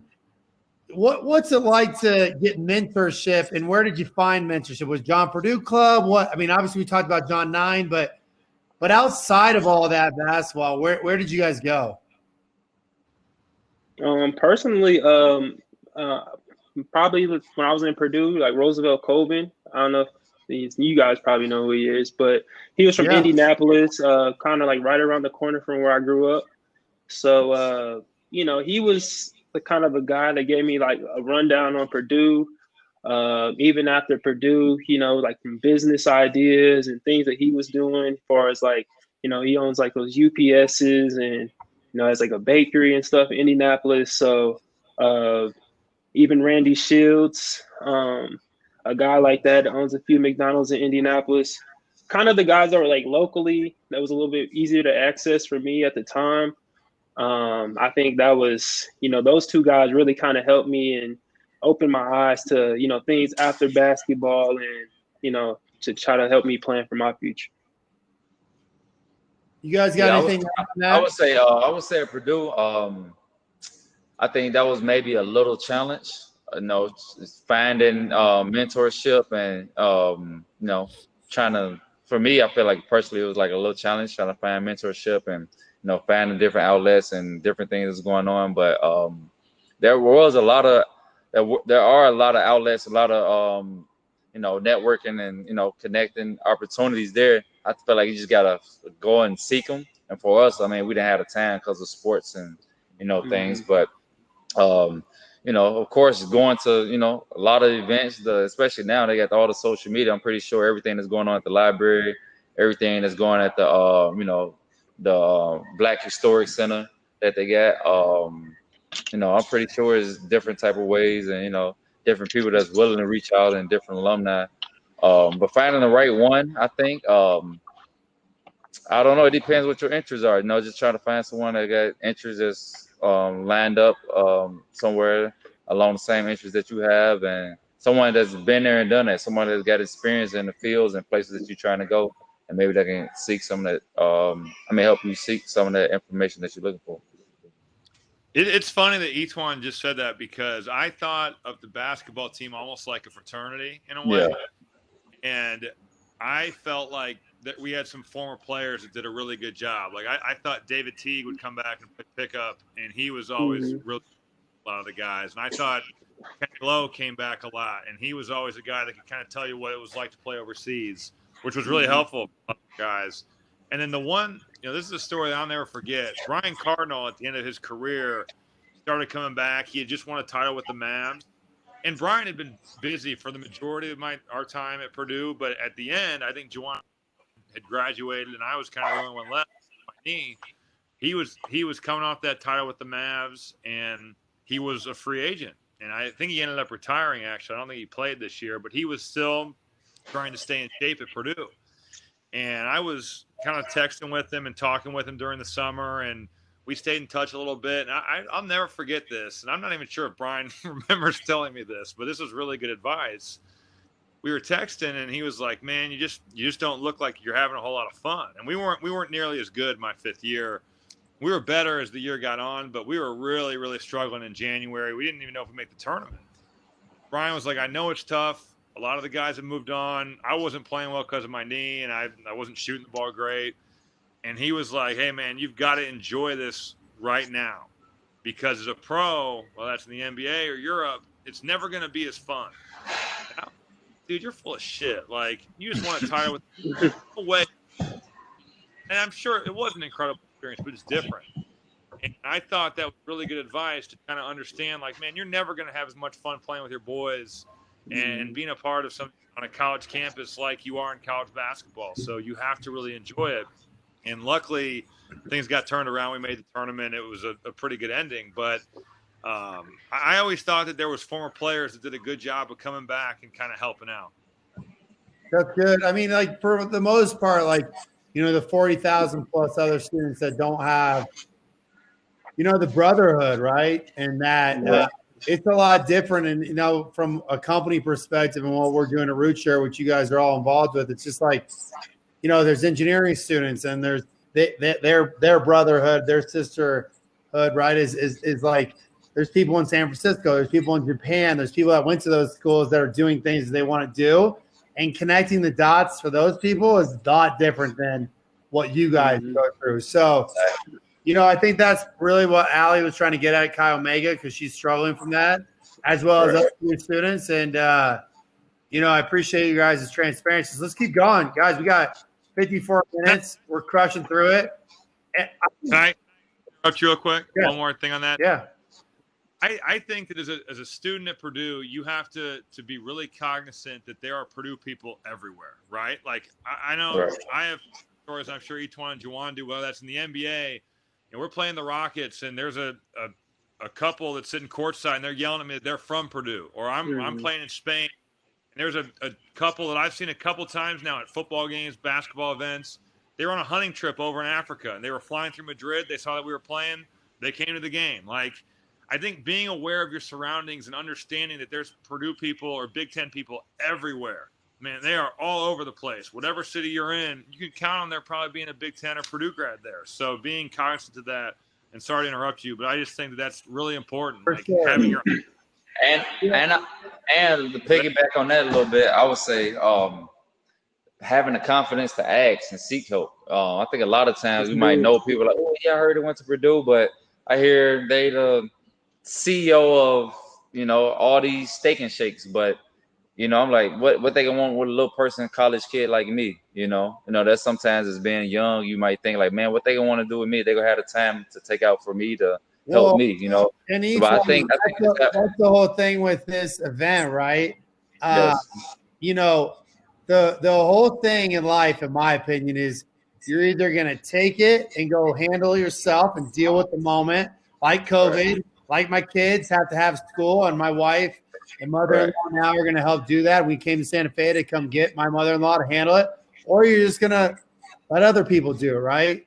And, that's with everything. And we have a lot of great leaders around the country, and everyone's asking me, how did I get the baby boilers in the room? And I said, I asked them. Right.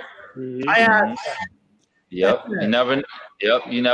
You never know what you get, man, until you ask, and right. Have that confidence in yourself, knowing that you belong, and you never know. Right. And I thought it was a good time for you guys to get back together. So, let's shoot right now. Individual stories right now. These are my questions directly for you guys. Robbie, your freshman year, I watched a lot of videos about all you guys before this. Obviously, I'd known most about it, but I caught a lot of cool stuff across your journey that I had not referenced. Robbie, averaging 16 points in high school, not being Purdue's first choice, yet when you guys start turning it up in Big Ten, you drop 21 at Wisconsin, you drop 24 3 days later, whatever it is, at home against Michigan State. You got Tom Izzo literally pulling his hair out of his head. And I'm just wondering, what did you do? Not that you didn't have the talent, but was it just the underdog mentality that you came into Purdue and just turned it up? I think that evolution was quick for you, man. And I think a lot of people want to know what happened or just what took place. Yeah, honestly, I felt like all of us were incredibly prepared to come play college basketball. And part of that was our class was loaded. Like in AAU, you look at our team, we got myself, Etwan, Luke Herringody, Jamil Tucker, Scott Martin, like the list goes on and on and on. We had a great team, but you're going up against OJ Mayo. You're playing teams of Eric Gordon and Derrick Rose combining an AAU team to play you in the finals of an AAU tournament. You're playing guys that are pros, right? Right. Like you look at every AAU game that you played, and when you were on that Nike or you were on the Reebok circuit, you're playing against dudes that are going to be the best players in their college conferences. Mm-hmm. So while there was, I think, a strength and conditioning gap, I thought from a skill perspective, all of us were very ready to play. And it was because we were so accustomed to kind of doing it all summer, right? Like you're going against these dudes that are studs. So on my high school team, I played kind of the point a little bit. We had Scott, who was an incredible scorer. I didn't need to score a lot. I needed to get him to kind of take my spots when I had him, but I was kind of trying to get others involved too. And I just think that when I got to Purdue, Coach Painter was very empowering. Like he was always like, dude, if you're open, shoot it. If you can drive it, do it. If you make plays out there. He was never going to yell at us for taking and missing an open shot. Right. That's a very empowering player. Yeah. There's coaches that can really cut the water off on you and say, dude, don't take that shot. And now you're second guessing it. Well, I'm open, but I can't shoot it. And if I miss, I'm coming out. Mm-hmm. And I think Coach Painter, playing for Coach Katie had a short leash, and you would know this because you played for him. But you weren't Glenn Robinson, you couldn't shoot a lot of shots. I did not. I never had the green light. Light. You're open, and you worked on it. You were allowed to shoot it. Right. So I think I was fortunate in the regard that the stretch four was not a thing then. I was a guard, but I had size. So a lot of the guys I was playing against in the Big Ten, especially early on, they weren't used to guarding guards. Like Marcus Landry's not trying to chase dudes, or Goran Sutan is definitely chase me around the quarter. So I think you just ahead of your time, Rob. You was ahead of your time, man. Mm-hmm. I think I give a lot of credit to Coach Paint for realizing that and saying we're going to play a little small. And early on, freshman, sophomore year, we got punished on the glass a little bit for it until we got, JaJuan and I were probably more physically ready for the league. Junior year, it wasn't a problem. But we played small, and we kind of took our beatings on the glass, but we made people pay offensively. So, JaJuan, and like another thing, like one more thing about that, I would say, like, to give credit to like ourselves, like I feel like we probably put the most work in as well. You know what I mean? Like, and I feel like we were rewarded, you know what I'm saying, because of that. You know what I mean? Like, I remember times where me and Etwan and Robbie would be up early in the morning before breakfast, you know what I mean? Like just getting shots up, putting that extra work in, you know what I mean? And before the lights was even on sometimes, like in the gym. So I feel like, like after a while, Coach Painter was like, these guys are putting in the work, so like when we shoot a shot in the game, it's like, okay, well, these guys are putting the most work in, so, it's only right, in my opinion, you know what I mean? So JaJuan, you're very decorated, right? I mean, you were the MVP of the league. You just got announced the All-Decade team, but just the MVP year, what sticks out? The thing that really sticks out is not even that year was when I didn't make the USA team. Like I feel like after that, I just kind of had like a chip on my shoulder a little bit. And then, and then when Rob went down, I feel like it was just like one of those things. It was like, and myself and Etwan was like, man, we got to, pick up the slack because, we're missing a lot. You know what I mean? And if we want this thing to go well, our senior year, it was like, we had to, carry most of the weight, so, myself and Etwan, we had to take it upon ourselves to, make this thing work. We all had dreams of, playing at that next level, you know what I mean? So we just had to really just, push ourselves to that, to much as we could really just to make it work. And Etwan, like, I think like, you were super consistent. You were an unbelievable scorer. You still are, right? The 38 versus OSU on CBS is something that sticks out to everyone. Is that what sticks out to you, or is it something else?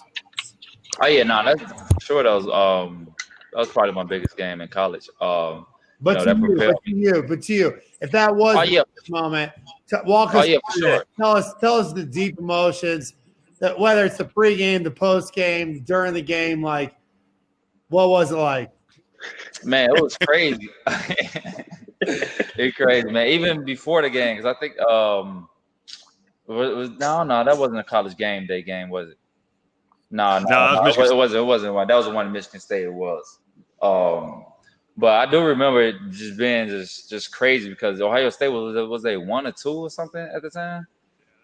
They were top 2 in the country. There was 1 or 2. There was 1 or 2 at the time to be exact. And no, it was just a big moment. Of course, like JaJuan said, like we all had dreams and aspirations of trying to make it to the NBA. And, for you, play one of the best teams in the country and to come out and, perform like that on the highest stage and the high level, knowing that it's scouts, knowing that everyone watching, it's on national television. I got all my friends at home, they calling me, before the game, after the game, man, y'all play Ohio State. What you going to do? What you going to do? So being able to perform, at a high level at that stage, man, that was just huge. That game actually helped me get drafted. I mean, I'm going to pre-draft workouts, and they said, man, I saw the game where you was on fire against Old State. And like, man, if you can do it against them, then why you can't do it here on this level? So, that was a huge game for me in my career. One, of course, I won't forget. Rob won with us. Damn, unfortunately. Man, we missed him, man. We'd have had Rob, man. We won the national championship. I tell people that all the time, man. We'd have had Rob our last 2 years. He didn't finish the season. He didn't finish the season with us. I think we had easily 2 national championships, man. I don't think nobody that can touch us. Oh yeah, I gotta say one thing though about Etwan that probably a lot of people don't know. I think that, like you said, was very consistent. You know what I mean? Like we're roommates, our sophomore year off campus, things like that.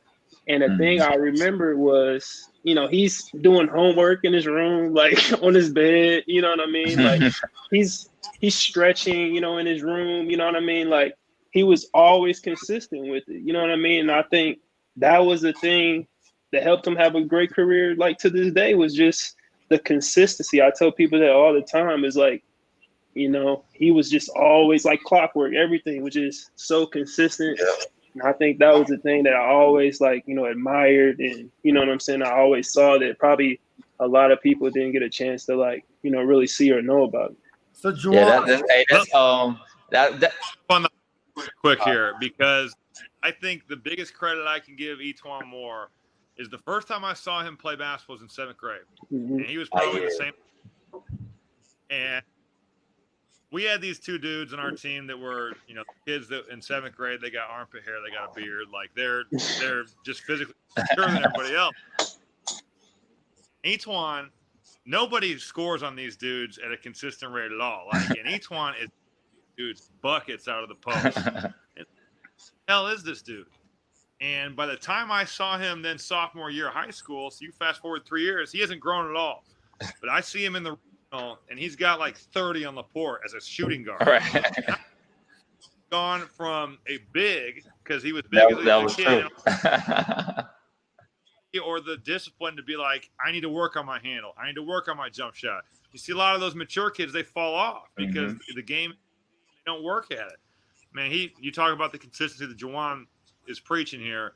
That's the reason that you're now, what, 10 years into the NBA? Yeah, yep. But yeah, man, I think that's an awesome compliment to you. Yeah, that's one thing, man. Like, you know, some of the people that really know me close, like these guys, you know, we been together for years. Like, they know me like the back of my hand. You know what I'm saying? They already know what type of person I am. I do the same thing, and that's one thing I always tell people, like, man, all right, if you stay in routine and you ain't got to worry about what you're doing, I always tell people, if you stay ready, you don't got to get ready. You know, I live by that no matter what I'm doing. If it's something in the business life, classroom, you know, I always did the same thing. Make sure I did my homework 3-4 days before, you know, if I'm playing sports, you know, I'll make sure I'm getting my shots up, going to lift weights. I'm very routine, you know, so that's just something, you know, I always carry with me too, on and off the court. So we got to power through some questions. Yep. Paint Crew. We've got a few other questions. So let's start with Purdue Stamps organization. So you guys gotta answer it real quick. Who's your favorite teammate that you played with? Right, and then who is your favorite current Purdue player? Oh, I already know who mine is. My favorite teammate, man. You never get an answer out of us on that one. I can tell you, I can answer that for all of us. I mean, we all so close and like it's so equal. You know what I'm saying? That it's just we don't have a favorite teammate. That's just real tough. The craziest probably Chris Reed probably was the craziest, most funniest teammate. Now he used to do some crazy stuff. He might be it's your favorite teammate, not each other. So there you go. Yeah, he might be the funniest, one of the most funniest and craziest teammates. All right, man. All right. He was him and Marcus Green. Marcus Green too. I'm sorry. Marcus Green too, man. Oh yeah, thing. We call him Green thing. He says he's upper restaurant things and wings. How you call him Green thing. Who do you want to play on? Who you want to play with the most on the current team? Now the current team, one of my favorite. I mean, just personally, because my boy Sasha, man, that's my boy. You know, he rocked 55 because of me. He always show a lot of love. You know, he's from the region. You know, me and him, you know, we chop it up every once in a while when I see him. You know what I'm saying? I always shout at each other. But yeah, this is one of my favorites. He rocked that 50. Always represent. Yeah, go ahead. JaJuan, your favorite player when you played, not named Robbie Etwan, right? And then your favorite current player that you like watching, whatever. Well, I would say my favorite player, non-Etwan Robbie, probably was, well, that's tough to say for me either, too. But, you know, me and Etwan used to live together, but KG used to live next door to us. So we used to play, like, video games, Mario Kart. He used to cook for us. Exactly. You know what I'm saying? Like, you know, he was older than us, so he showed us a lot of love, you know what I'm saying, giving us rides, places, and stuff like that. But current player, I would say, like, Trevor Williams. You're like big man. Yeah, I would just say, like, because, you know, like, while I was there, I was like the 5-man, you know what I mean? So I just felt like they got all these bigs, like, once we decided to leave Purdue. So it was just crazy to me. We got like 7'3" guys, 7-footers. I'm like, man, where did these guys come from? Like, we didn't have these, my 4 years. But yeah, I would definitely, say that. What about you, Robbie? It's impossible to pick, even if you take these two guys out, because I mean, Keaton is an incredible teammate. Chris Kramer, guys like Bobby Riddell, like it's a lot of them, man. It's crazy. You can't really pick, honestly. Like I can't choose. I have too many favorites. I would say my favorite player. I love watching Travion Williams score with his back to the basket. He gets to his right jump hook. He's going to score the ball. I'm going to say though, Brandon Newman could supplant him. Oh, he's been biased, man. That's about Paul. Now I like Brandon. Brandon nice. He gonna be good next year, man. That's gonna be. Tell everybody look out for him, man. Brandon gonna be good, man. I like him. I saw some of his games been playing over the quarantine and stuff. He gonna surprise a lot of people. Even though he's about Paul. Shout out. I got a question for the Purdue Marketing Association. Obviously, the athlete today is consumed in social media and their brand. What the hell was available during your time? Nothing. Facebook.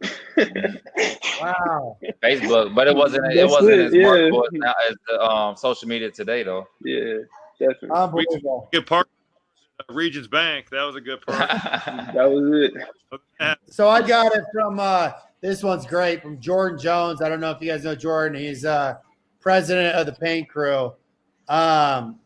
Did you guys have one moment together, individual moments that was your favorite Mackey moment as a player?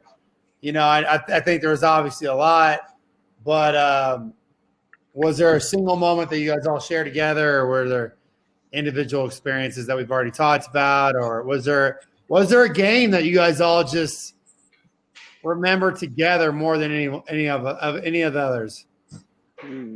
I'll start with this. I'm going to say that for Equan, I will never forget him in Illinois our freshman year, killing in front of Michael Jordan. Oh yeah, that was what I remember probably most about. At Purdue? No, it was at Illinois. Well, we need that's pretty legendary, but I need a Paint Crew experience where they were there at Purdue.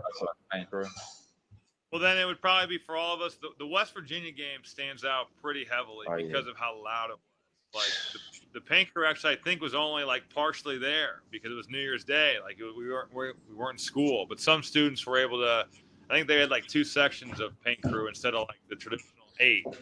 But man, it was so loud, and the way we beat those dudes, they went to the Final Four that year, and we 20-pieced them in Mackey. What year were you guys? That was our junior year. Junior year. What? But that year we beat 4 teams in the top 10. We beat West Virginia at home. They were 6. We beat Tennessee on a neutral floor. They were 9. Yep. We won at Michigan State. They were like 8 or 9. And we got Ohio State on the road. They were 9. And you're talking about, think about the pros you're playing against. Draymond Green, Evan Turner. Tennessee had a bunch of dudes that probably could have played in the NBA, but had gotten in some trouble with Tyler Smith and some of those dudes. And like Deshaun Butler and those guys. So that was a cool game. And from Delta Sig, another community on campus that wants to ask, were you guys involved in many clubs, organizations about basketball? I mean, I did Sig Up, but outside of that, outside of Cranard Business School and basketball, that's the extent of what I did. What about you guys? No, I think we were involved, but not officially. You know what I mean? But we went to some frats or some, not officially though. But you guys were involved. You guys are members of 50 fraternities and 40 sororities. Yeah, we was a part of a lot of them. They always showed us love, though. No, they showed us a lot of love, though, every time. We went to Fiji a lot. That was probably the one we probably went to the most, though. Mm-hmm. I will say, I think the most fun fraternity experience that I have, and it was with you guys, was the Wiz concert at SNU. Concert at SNU. That was probably one of the most fun nights. It was like a perfect night. It's 80 degrees. We got Mac Miller and Wiz Khalifa come. I don't even know how we got those dudes because it must have been perfect time, right? It's crazy. Drops an album. Before he drops it, we book him for what, like 20 grand because no one had heard of him. But the crazy part is, like, I felt like we wasn't even at Purdue. I thought we was like in California, LA, Hollywood or something. Like you say, it's nice and it's in the fall. Like the in Snoop November. Dogg was cool though too. Too. Like Snoop. It was on his birthday. I'll It was on his never- birthday too. Yep. Yes. So that was like a pick me up for me because I just blow my knee out again. Oh yeah. So we go to Snoop, invites us up to hang out with him upstairs. Afterwards, yeah, after the concert. And he's like, he was honestly really cool. He's playing other rappers' music. Mhm. I remember JaJuan walked by. What's up, big man? I know you go hard. Yeah, hard in the paint. Walking Flockathon. I know you go. Yep. Mm-hmm. He had some really cool story. He was a cool dude, man. He was cool to hang around. So, who wants to tell us about the Big Ten tournament story and the famous fart? Oh, the halftime, the fight that nearly went down at halftime. Who wants to talk about it? Go ahead, Rob. You get it. Well, I think we were down at half, like 28-24. It wasn't like a clean. We weren't shooting well. Ohio State wasn't shooting good either. We get in the locker room, and everybody's really positive and, like, you know, trying to pick each other up. And somebody lets out, like, the biggest fart ever. It was like one of those silent – you don't know who it was. And people were accusing each other and, like, yelling at each other. And I remember thinking, like, dude, we can win the Big Ten in 20 minutes. But no one about the game. Everybody is literally yelling at each other about who farted. And then we came – and I think it was honestly like kind of like an icebreaker. Like there was a lot of pressure there. Like you're trying to be a Big Ten champion. How many guys that played in the league were really good players but never won the league? Like, and this is an opportunity to come out and be like, dude, I'm a Big Ten champ. That's like the 1% of the league, right? So instead of worrying about that, I think that we were kind of like we loosened up. And Etuan was great in the second half, and you know, I think Chris Kramer actually made some big shots. I went back and watched the game this summer because we did something for Big Ten Network with it. And KG makes a monster shot, and Kramer makes some big free throws, but Etuan made plays. JaJuan I think JaJuan, what did you have, like 13 or 14 points? I think you played pretty good. I was horrible. But we ended up winning, and, you know, you joined that elite group. But, yeah, it was halftime was concerned with who farted Evan Turner. Yeah, I think some of these stories, whether it's the Tennessee story where the entire squad, you know, meets Robbie down at the breakfast buffet. Robbie, why don't you tell that one? Because I know that there was an interesting experience in the elevator after the game as well. To that, yes. So in this tournament in the Virgin Islands, it's an awesome setup. And unfortunately, it's kind of gone by the wayside because of the hurricanes. But the two teams that were down there was us and Tennessee. We knew we were going to see them in the final. We're ranked 6. They're ranked and they're good. They got this dude that looks like Allen Iverson. His name's Bobby. He's a good point guard. They're pretty loaded. They got Tayshaun Prince's cousin, JP Prince. So they're good. Like Bruce Pearl's coaching them. And we win our first 2 games, and Tennessee won their first 2. So we're in the final. And actually, we had a day off. You guys remember the snorkeling trip? Paint wasn't going to be one tournament for those that had gone snorkeling. So he goes, all right, you guys, we went, and it turned out good for us. But at breakfast the day of the championship game, me and Mark Wolford were rooming together down there, and they have this buffet that overlooks like the whole bay. Like it's awesome.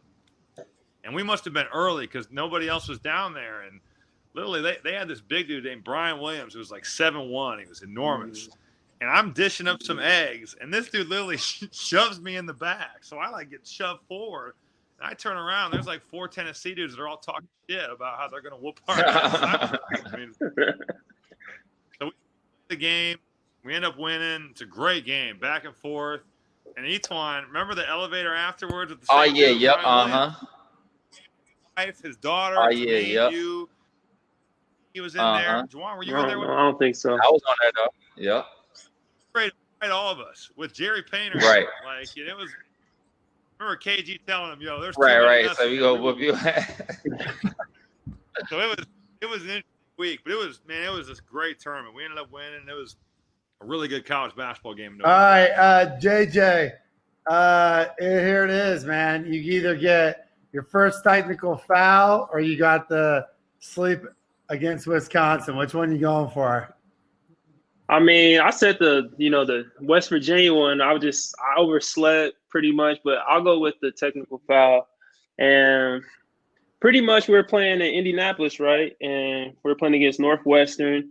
We're playing like the bottom of the 1-3-1. They had the little point guard at the bottom of it. So the dude, Juice Williams. So he's just kind of grabbing around.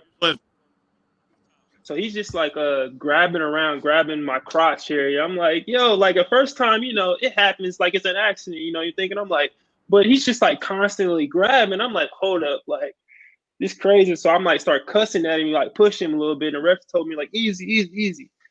So then there's like a dead ball or whatever. And then, I talk to him like, yo, like he's grabbing my nuts. Like he's like, so what is, he's like, so what is he on? Some like, some, I can't say the word, but he was like, is he on some, weird stuff? And I'm like, yeah. He said, he's all right. So I'm going to keep a lookout for it. So then we go back down to the other end. He keeps doing it. So then I shove him and, call him a word I shouldn't have said. And then the referee gives me a technical. And then I told Coach Painter what happened. Well, he's like, well, the guy's grabbing his dick. Sorry. So then, he wasn't mad at me. He understood, but that was like my only technical I had, so it was crazy. What a troublemaker. That was I don't know. That might have been grabbing your crotch and you get kicked out. What a troublemaker. It's crazy. Unbelievable. No, that's go back and ask him again about why he didn't start against Wisconsin. He said go back again. I overslept. But what time did you get into the locker room? Because we were like, where's JaJuan at? I don't know. All I remember is like I usually didn't take naps before the game, but to be honest, I was like messing with a girl, and I was like maybe like the day we're just like hanging out, but then I ended up getting tired, so I was like I need a nap. So then like back in college you leave your door unlocked, a lot of times like you just be chilling, so I know Chad Ross, he lived in the same apartments. He's like one of our team managers, and he like opens my door, like runs up, and I just see him, and I'm like shit. So then I just like pop up whatever I have on. I just get in the car, drive to the gym. Obviously, Coach Payne's like, well, you're not starting. So I'm like, all right, cool. I'm like, I'm good. But honestly, I feel like the next dead ball, like he subbed me in. It was like a huge game. And luckily, that's the game, Rob had that game-winning block against Wisconsin. So he kind of saved me. The only thing I remember is it was me and Keaton Nankiville. So you had the two most athletic dudes. The next question is from Pikes, fraternity on campus. They're actually behind me in the alley in SIGEP. SIGEP, rest in peace, please, because I was SIGEP. We had a lot of fun before that place got shut down, bro. But Pikes, they want to look at the not so ups, right, of the experience and make it quick. Give us your thoughts. JaJuan, I'll go to you. The mental side of things, the challenges of college sports. What was the downside of it all? I just think that, it's not a lot of downside, but I just think that, you at times you do miss out on like certain things that regular college kids, like a spring break, like we never had a spring break. I always like look on TV when you're a kid, like, oh, I can't wait to go on a spring break when I'm in college, like things like that, like we miss out on. But obviously we wouldn't trade it for the world, it's, give and take. But that was like one of the things I always wish that I could have did, was just going like a spring break, as a college kid. Yeah. For sure. And I think Robbie, they think they want to ask you this down moment. What was it like not suiting up with JaJuan and Etuan, that fifth year? I mean, was that was probably a bit of a change, right? Yeah, it was different. I think we were so used to playing with one another, and honestly, like you could even ask Coach Painter this. We didn't run a lot of complicated stuff, but all of our action was predicated off the fact that Etuan could come off a ball screen and score. JaJuan was a threat rolling to the rim, and I would raise behind him, and we ran the same action all the time. So part of me was like, dude, how are we even going to play? Because we're losing all these guys. Like, we've never played any other way. And also, it's like two of my best friends are gone. Like, it was a very different – think about the team.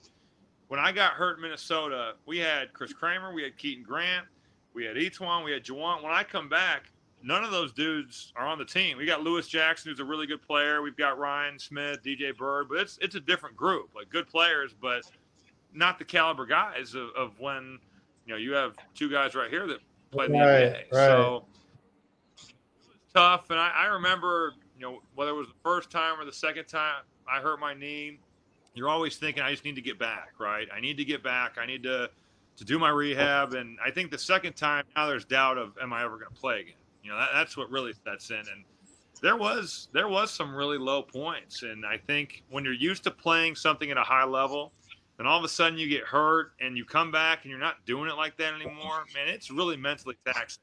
I remember, this is actually hilarious. My dad is a beast for this, but we played Michigan and I went like 3 for 21. Like, I was horrible. Like, and we ended up, I missed a game winner. I was awful. And they were ranked. You know, they had Tim Hardaway Jr., they had Trey Burke, they had all these guys. It would have been a huge win for us. This was after JaJuan and Etuan are gone. So I had this horrible game. I'm living with Drew Anthrop, who's now the video coordinator for the Lakers. And I remember my dad gave Drew his credit card. Was like, take Rob to McGraw's and get you and him a steak, like, to make me feel better. Because I was just like, I was totally lost. You know, I didn't know. First of all, there's pressure from, how am I going to be in the NBA? How am I going to play in the NCAA tournament this year? Like, there's a lot of things. And luckily, we kind of turned it around. I started playing a lot better. And fortunately, we make the tournament. I get drafted. I got to play in the league. But it was really hard. You know, it was a really hard, taxing mental issue because, you know, this is all we know. All I've known since I was old is playing basketball. And all of a sudden you can't do it. And Etuan, what was your biggest – I mean, I think the thing for us, a lot of the community is, you know, that what is your biggest down moment during Purdue? My biggest down moment? Yeah. Probably my freshman year, just the struggles. But I think just normal, you know, probably basketball-wise, just not, you know, just that level of basketball. You know, my first – probably like Robbie said, like we ain't started clicking until January, you know, so that little stretch from, you know, from when we started in August to January was tough. It was only a couple months, but right. It was only a couple months, but it felt like a couple years. Man, you know, and it was just a change, just a culture shock. You know, I coming from East Chicago, where I'm growing up, where it's all blacks and Hispanics, to predominantly white institution. You know, that was definitely a challenge. You know, culturally, you know, I'm listening to rap music, I'm listening to hip hop, and now I'm going to hang out at you know, different places, different frat houses. You know, all they got is pop music and stuff. And I remember the first time I heard Rob, he like, yeah, you douchebag, stop being a douche or something. I'm like, what? He's a douchebag. And listen. You did have that. So, and JaJuan can. Yeah, yep. And they like cunt and stuff like that. I didn't even know what those words even were. You know, so it was a culture shock. You know, but you know, man, you know, Rob taught me a lot though, man. You know, he's my roommate. He taught me all those words, man. He told me they was bad not to say them. You know, but you know, I think just that part. You know, like my first semester, and then the basketball part with you know, just you know, I'm 165 pounds, you know, 6'3", 165 pounds. I'm doing that running, weightlifting.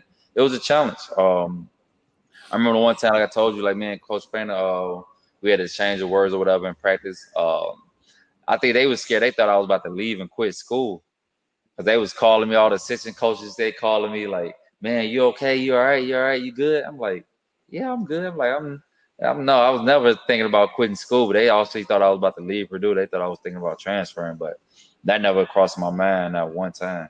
You know, it was just tough times. You know, you just grow from it. You know, anytime you have downs or things get tough, it's like, wait, what are you gonna do? Are you gonna quit? Or are you gonna keep fighting through them? That's something I give my parents. Like, get that from them. They never let me quit, even when I was younger as a kid.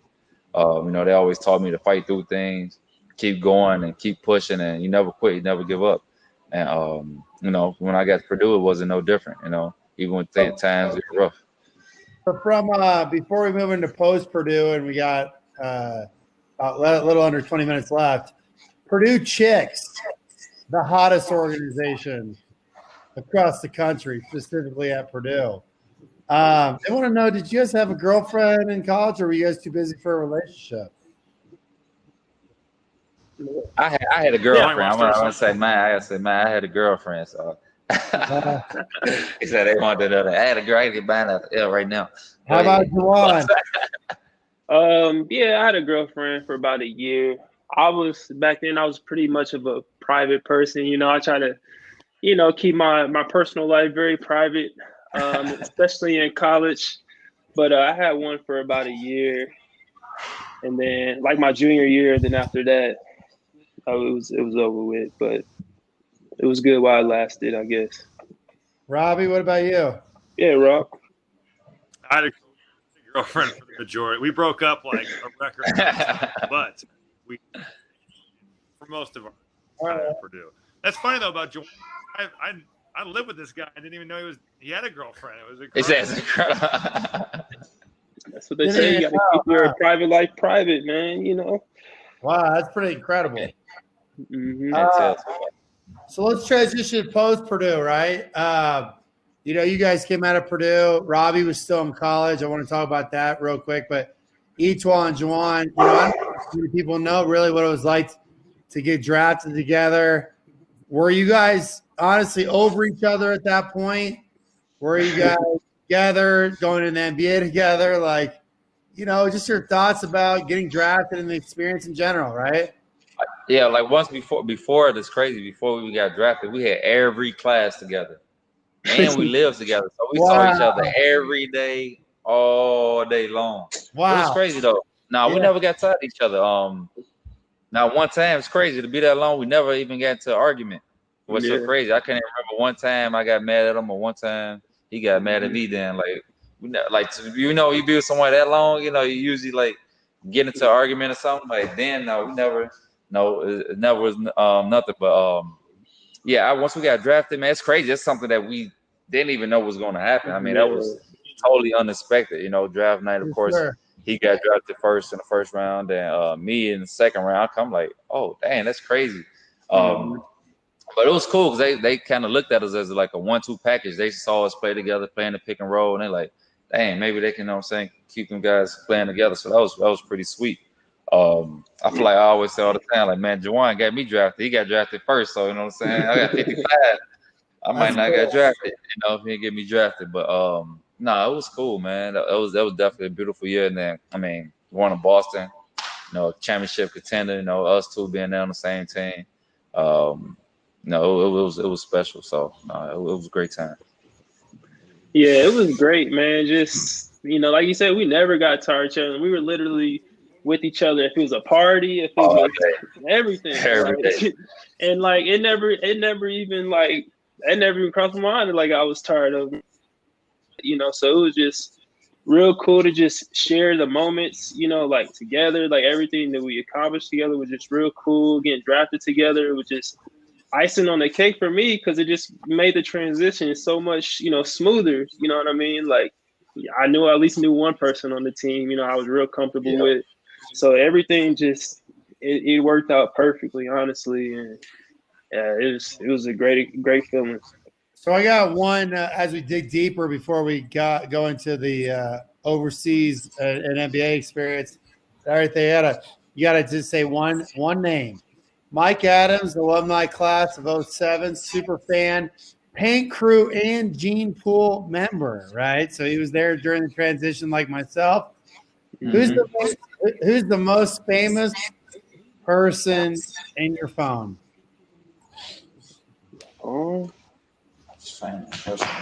Shit, man, might be Zion Williamson. I don't know. Too many people more famous than him right now.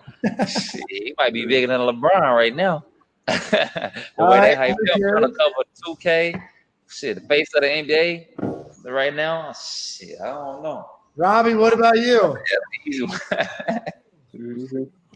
Probably some of my Timberwolves teammates, but I don't know if the numbers are still good.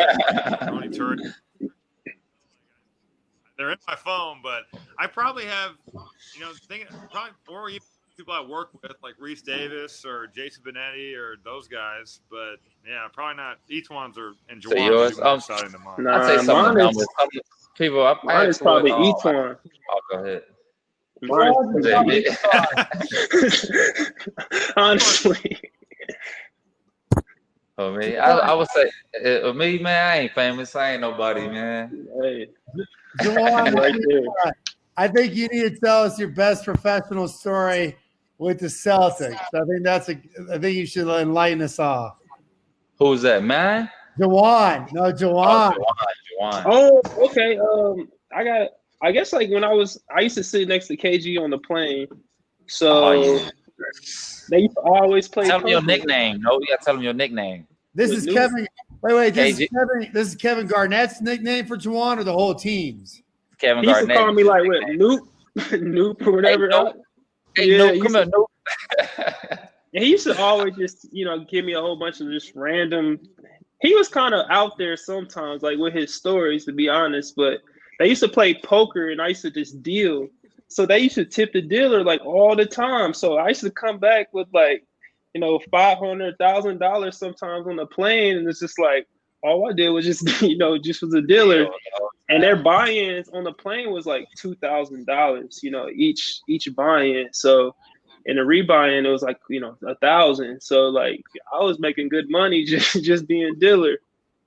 And these guys, like, they really weren't that good at poker, to be honest. Like it was a couple of them that were like really good, like Paul Pierce. I think he's played on TV and stuff in Vegas and stuff. And Rondo is pretty good, and Ray Allen. But the other, Ty Lue, he was actually pretty good too. But the other guys, like, they weren't that good. So they're just really just doing it for the camaraderie. You know what I mean? And they were just throwing money away. But I was a dealer, so I didn't care. I was just, it was fun. My father-in-law, big poker player, and his wife, Karen, big poker players. So, they're in Vegas nonstop playing at those big tables. It's like their retirement. They love this stuff. So each one, what's your best professional story? I mean, you've been, in the league for some time now. You played great the other night. Just want to throw that out there. One of my sons and I watched you. Well, but I'm sure you got something that none of us know. None of y'all know? I'll tell you one. I'm playing. I think it's like my second, third year. Man, it's my birthday, and we playing in Toronto. And Toronto. Ooh, as I tell people all the time, one of my favorite cities. And it's my birthday. It's my birthday in Toronto. And I had somebody knock on my door like, delivery. I got a cake for you. I'm like, I ain't ordered enough for room service. Like, why I got a cake? And it's a girl bought me a cake and sent me a cake and was like, man, let's hang out for my birthday. I'm like, what the heck? I'm like, this is crazy. This is what goes on in NBA. Sent me a whole chocolate cake. And then I go into the lobby, and she's sitting downstairs in the lobby just chilling. I'm like, what? That was probably one of the craziest things. I'm like, what? That's crazy to me. A whole cake, and then just downstairs in the lobby just chilling. I'm like, oh man. Wow. In Toronto. Yeah, it's just no crazy. wonder Kawhi won a championship. He was living in heaven. So he's living that life. All right, Robbie, we got I know off the Kevin Garnett. I mean, JaJuan just told us a great one, but I think your Kevin Garnett story is worth some attention, and then we'll go to your Euro league stories and JaJuan's as well. Over. I mean, I think it's incredible, honestly, that all three of us play with KG, and I will say he is an incredible teammate. Like one of the best. Sure. He would do anything for. And man, it's hard to pick. Like, we were playing in LA, and we're at the Staples Center playing against the Lakers, and man, I took a charge in the first half from Tariq Black, and he totally just plowed me. I lay on my back, killed. Like, he ran me through the floor. They take me back in the locker room. This dude, he comes back with me, And Kevin Garnett, who has made $500 million in his career, is literally giving me a back massage on the Staples Center floor. Like, he's like massaging me out, like, I'm going to get you right, Hum. Don't worry about it. I'm going to get you right. I'm like, this is the weirdest thing. Like, but he was, and then in the second half, I'm sitting on the bench. I don't think I played again. I think I was out for the game. And Ed Davis is at the free throw line, like getting ready to block out. And KG starts yelling at him. He's like, yo, Ed, where the fuck's my money, motherfucker? Like, he's like literally yelling at him. And Ed's like, man, he looks back, he sees it's Garnett, and everybody's afraid of him. Like, because he's like, he's got this like legendary persona that he's like, gonna, I don't know if it's gonna like beat you up or what, but people are afraid of KG. And he's like, man, I've never met you in my life. What are you talking about? He goes, those the gambling debts. Where the fuck's my money? And you can tell he's like, gambling debts? What are you talking about? So Ed Davis is totally rattled. Like, he's totally like, you could tell he's thinking about it. And as they go down the other end, Garnett starts laughing. He's like, I've never met that clown in my life. And now all he's worried about is yelling about gambling debts. Play mind games with you. Yeah, he's like, known for that. He do that all the time. He's the best. Oh, man, I've ever seen. So let's do this. We got 7 minutes left. Let's do this. One of the premise of today is to talk about everything else. Forget Purdue, forget NBA, forget international, forget everything else. We'll go JaJuan first. We'll go JaJuan next, and we'll go Robbie to finish.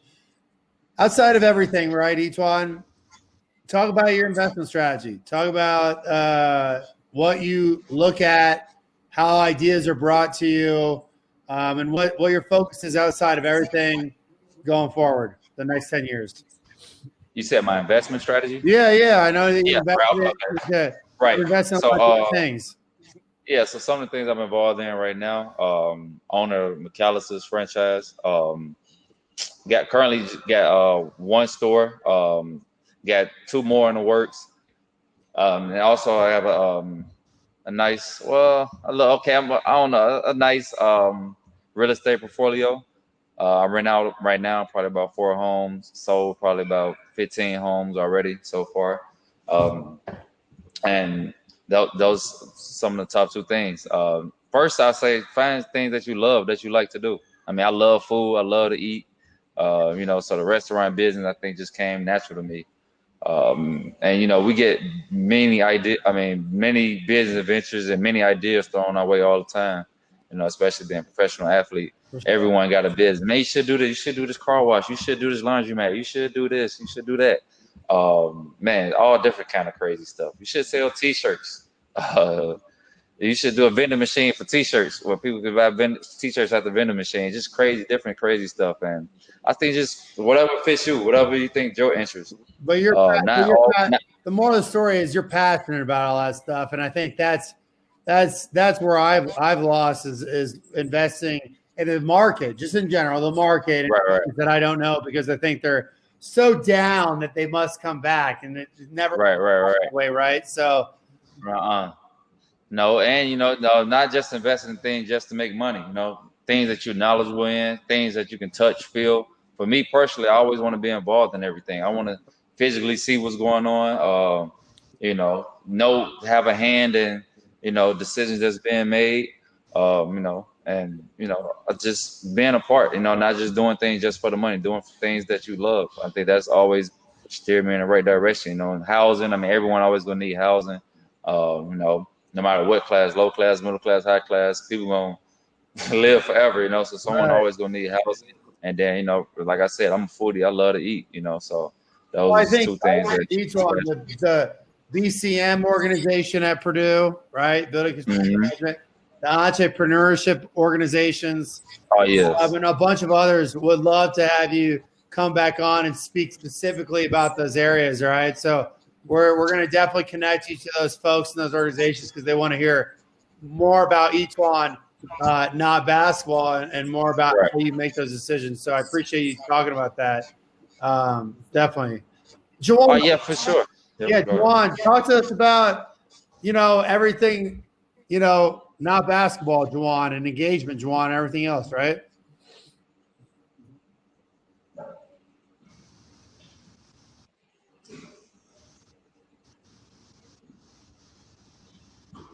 Can you guys hear him? No, I can't hear him. JaJuan, you're on mute.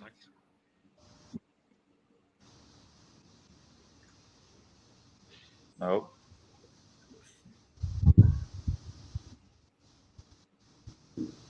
Let's see if he comes back. All right, can you guys hear me now? Cool. Yeah. Yep. Perfect. Okay, Yeah. so I got some property in Indiana and also some land in Angola, Indiana. And but like each one said, I like to be able to feel it. I like to be involved. And I think, one of the downsides of being overseas is that I can't always be, where I want to be as far as like the business aspect. So right now, I have those things going, but I just try to educate myself a little bit more on, different areas that I want to do, and just concentrate really on saving until, the time is right where I can actually be more involved and being able to make some moves like I really want to. Nice. I think Robbie, ending it at this, you've had what strikes me is, guys, you guys, each one, JaJuan, you don't know the story, but Robbie and I went golfing in LA, and when we were talking about Rootshare initially, when I was talking about the gap between students and alumni, right? It was what Robbie first said, what you said, JaJuan, what each one you said, were all different, but they were very applicable to the overall solution, which is connecting students and alumni better. And what Robbie said was, Hart, I'm no stud at ESPN, and he's a very humble person, as we know Robbie to be. I'm no stud at ESPN. I'm no stud at the Big Ten Network. But you know what? The communications school at Purdue hasn't reached out to me to ask me to come back and talk, because I was talking about I had went back to Cranard to speak. So, Robbie, your transition into, obviously Big Ten and ESPN had some luck. You had some relationships that made that for you. And then obviously getting back into basketball and doing the 3-on-3 thing. I don't think any of us had if each one stopped, let's say today, JaJuan stopped today, and I stopped today, we'd be done, dude. It is done. We're eating, we're chilling, we're drinking. It's family time. It's over. So, Robbie, why don't you take us home on just like post basketball and just walk us through that in a couple minutes? Yeah. From a broadcasting standpoint, right. That was totally relationship based. And I'd done some stuff. The NBA has a really cool program called Sportscaster U. And if you want to get into broadcasting and you're playing in the league, it's a must, because it's a crash course for a weekend of what it's going to be like. So I took that when I was still in the league, and I liked it. I felt like I was okay. I wasn't great by any means for my first time ever doing it, but I felt like I had some potential. I love the game, and I went to play in the line, and I got hurt, and Big Ten Network reached out.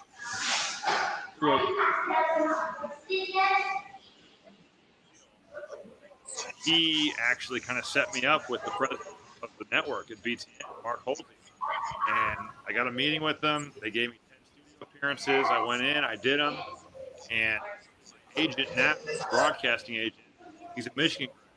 Michigan was playing. He happened to be watching the game. He kind of reached out through a producer another night that I was working.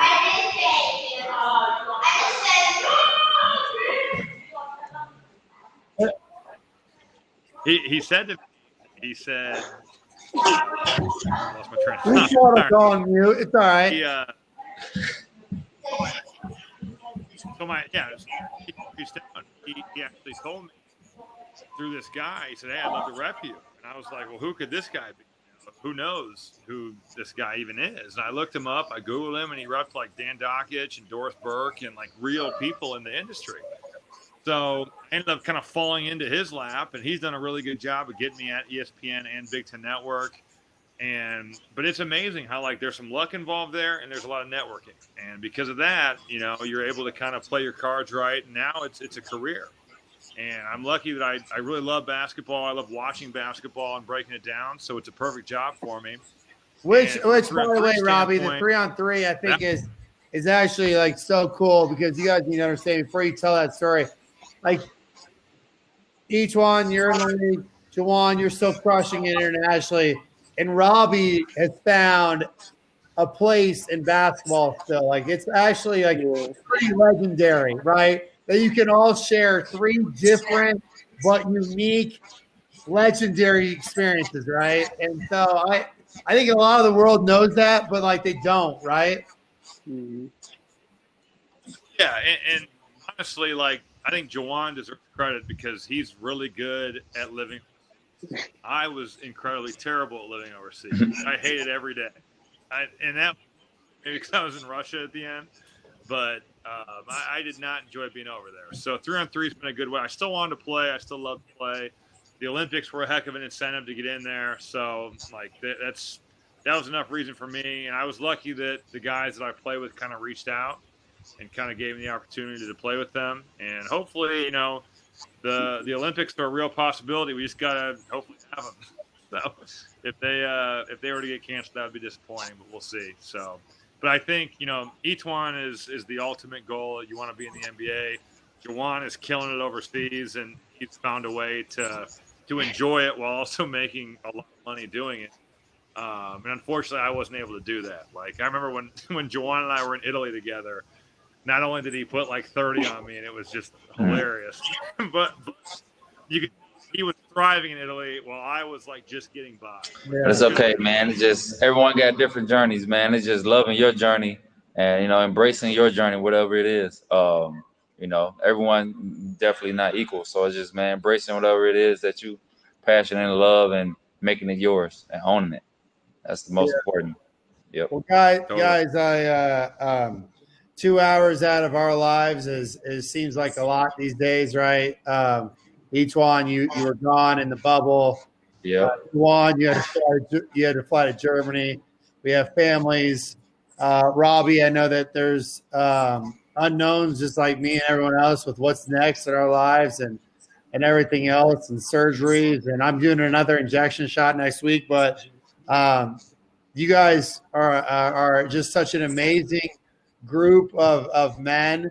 You mean a lot to Purdue. You mean more to Purdue than you'll ever know, especially at a time where there is a lot of unknown, right? With football, basketball, and the Big Ten making decisions. But I very much, it's been unbelievable working with you. Our team loves you. You love our team. That means the world. And I wish you guys all the rest of success. I look forward to working with you guys. And thank you so much for joining Rootshare and being a part of this tonight. Yep. Appreciate you guys for having us, man. Much love to you guys also. Boiler up. Boiler up. Miss you guys.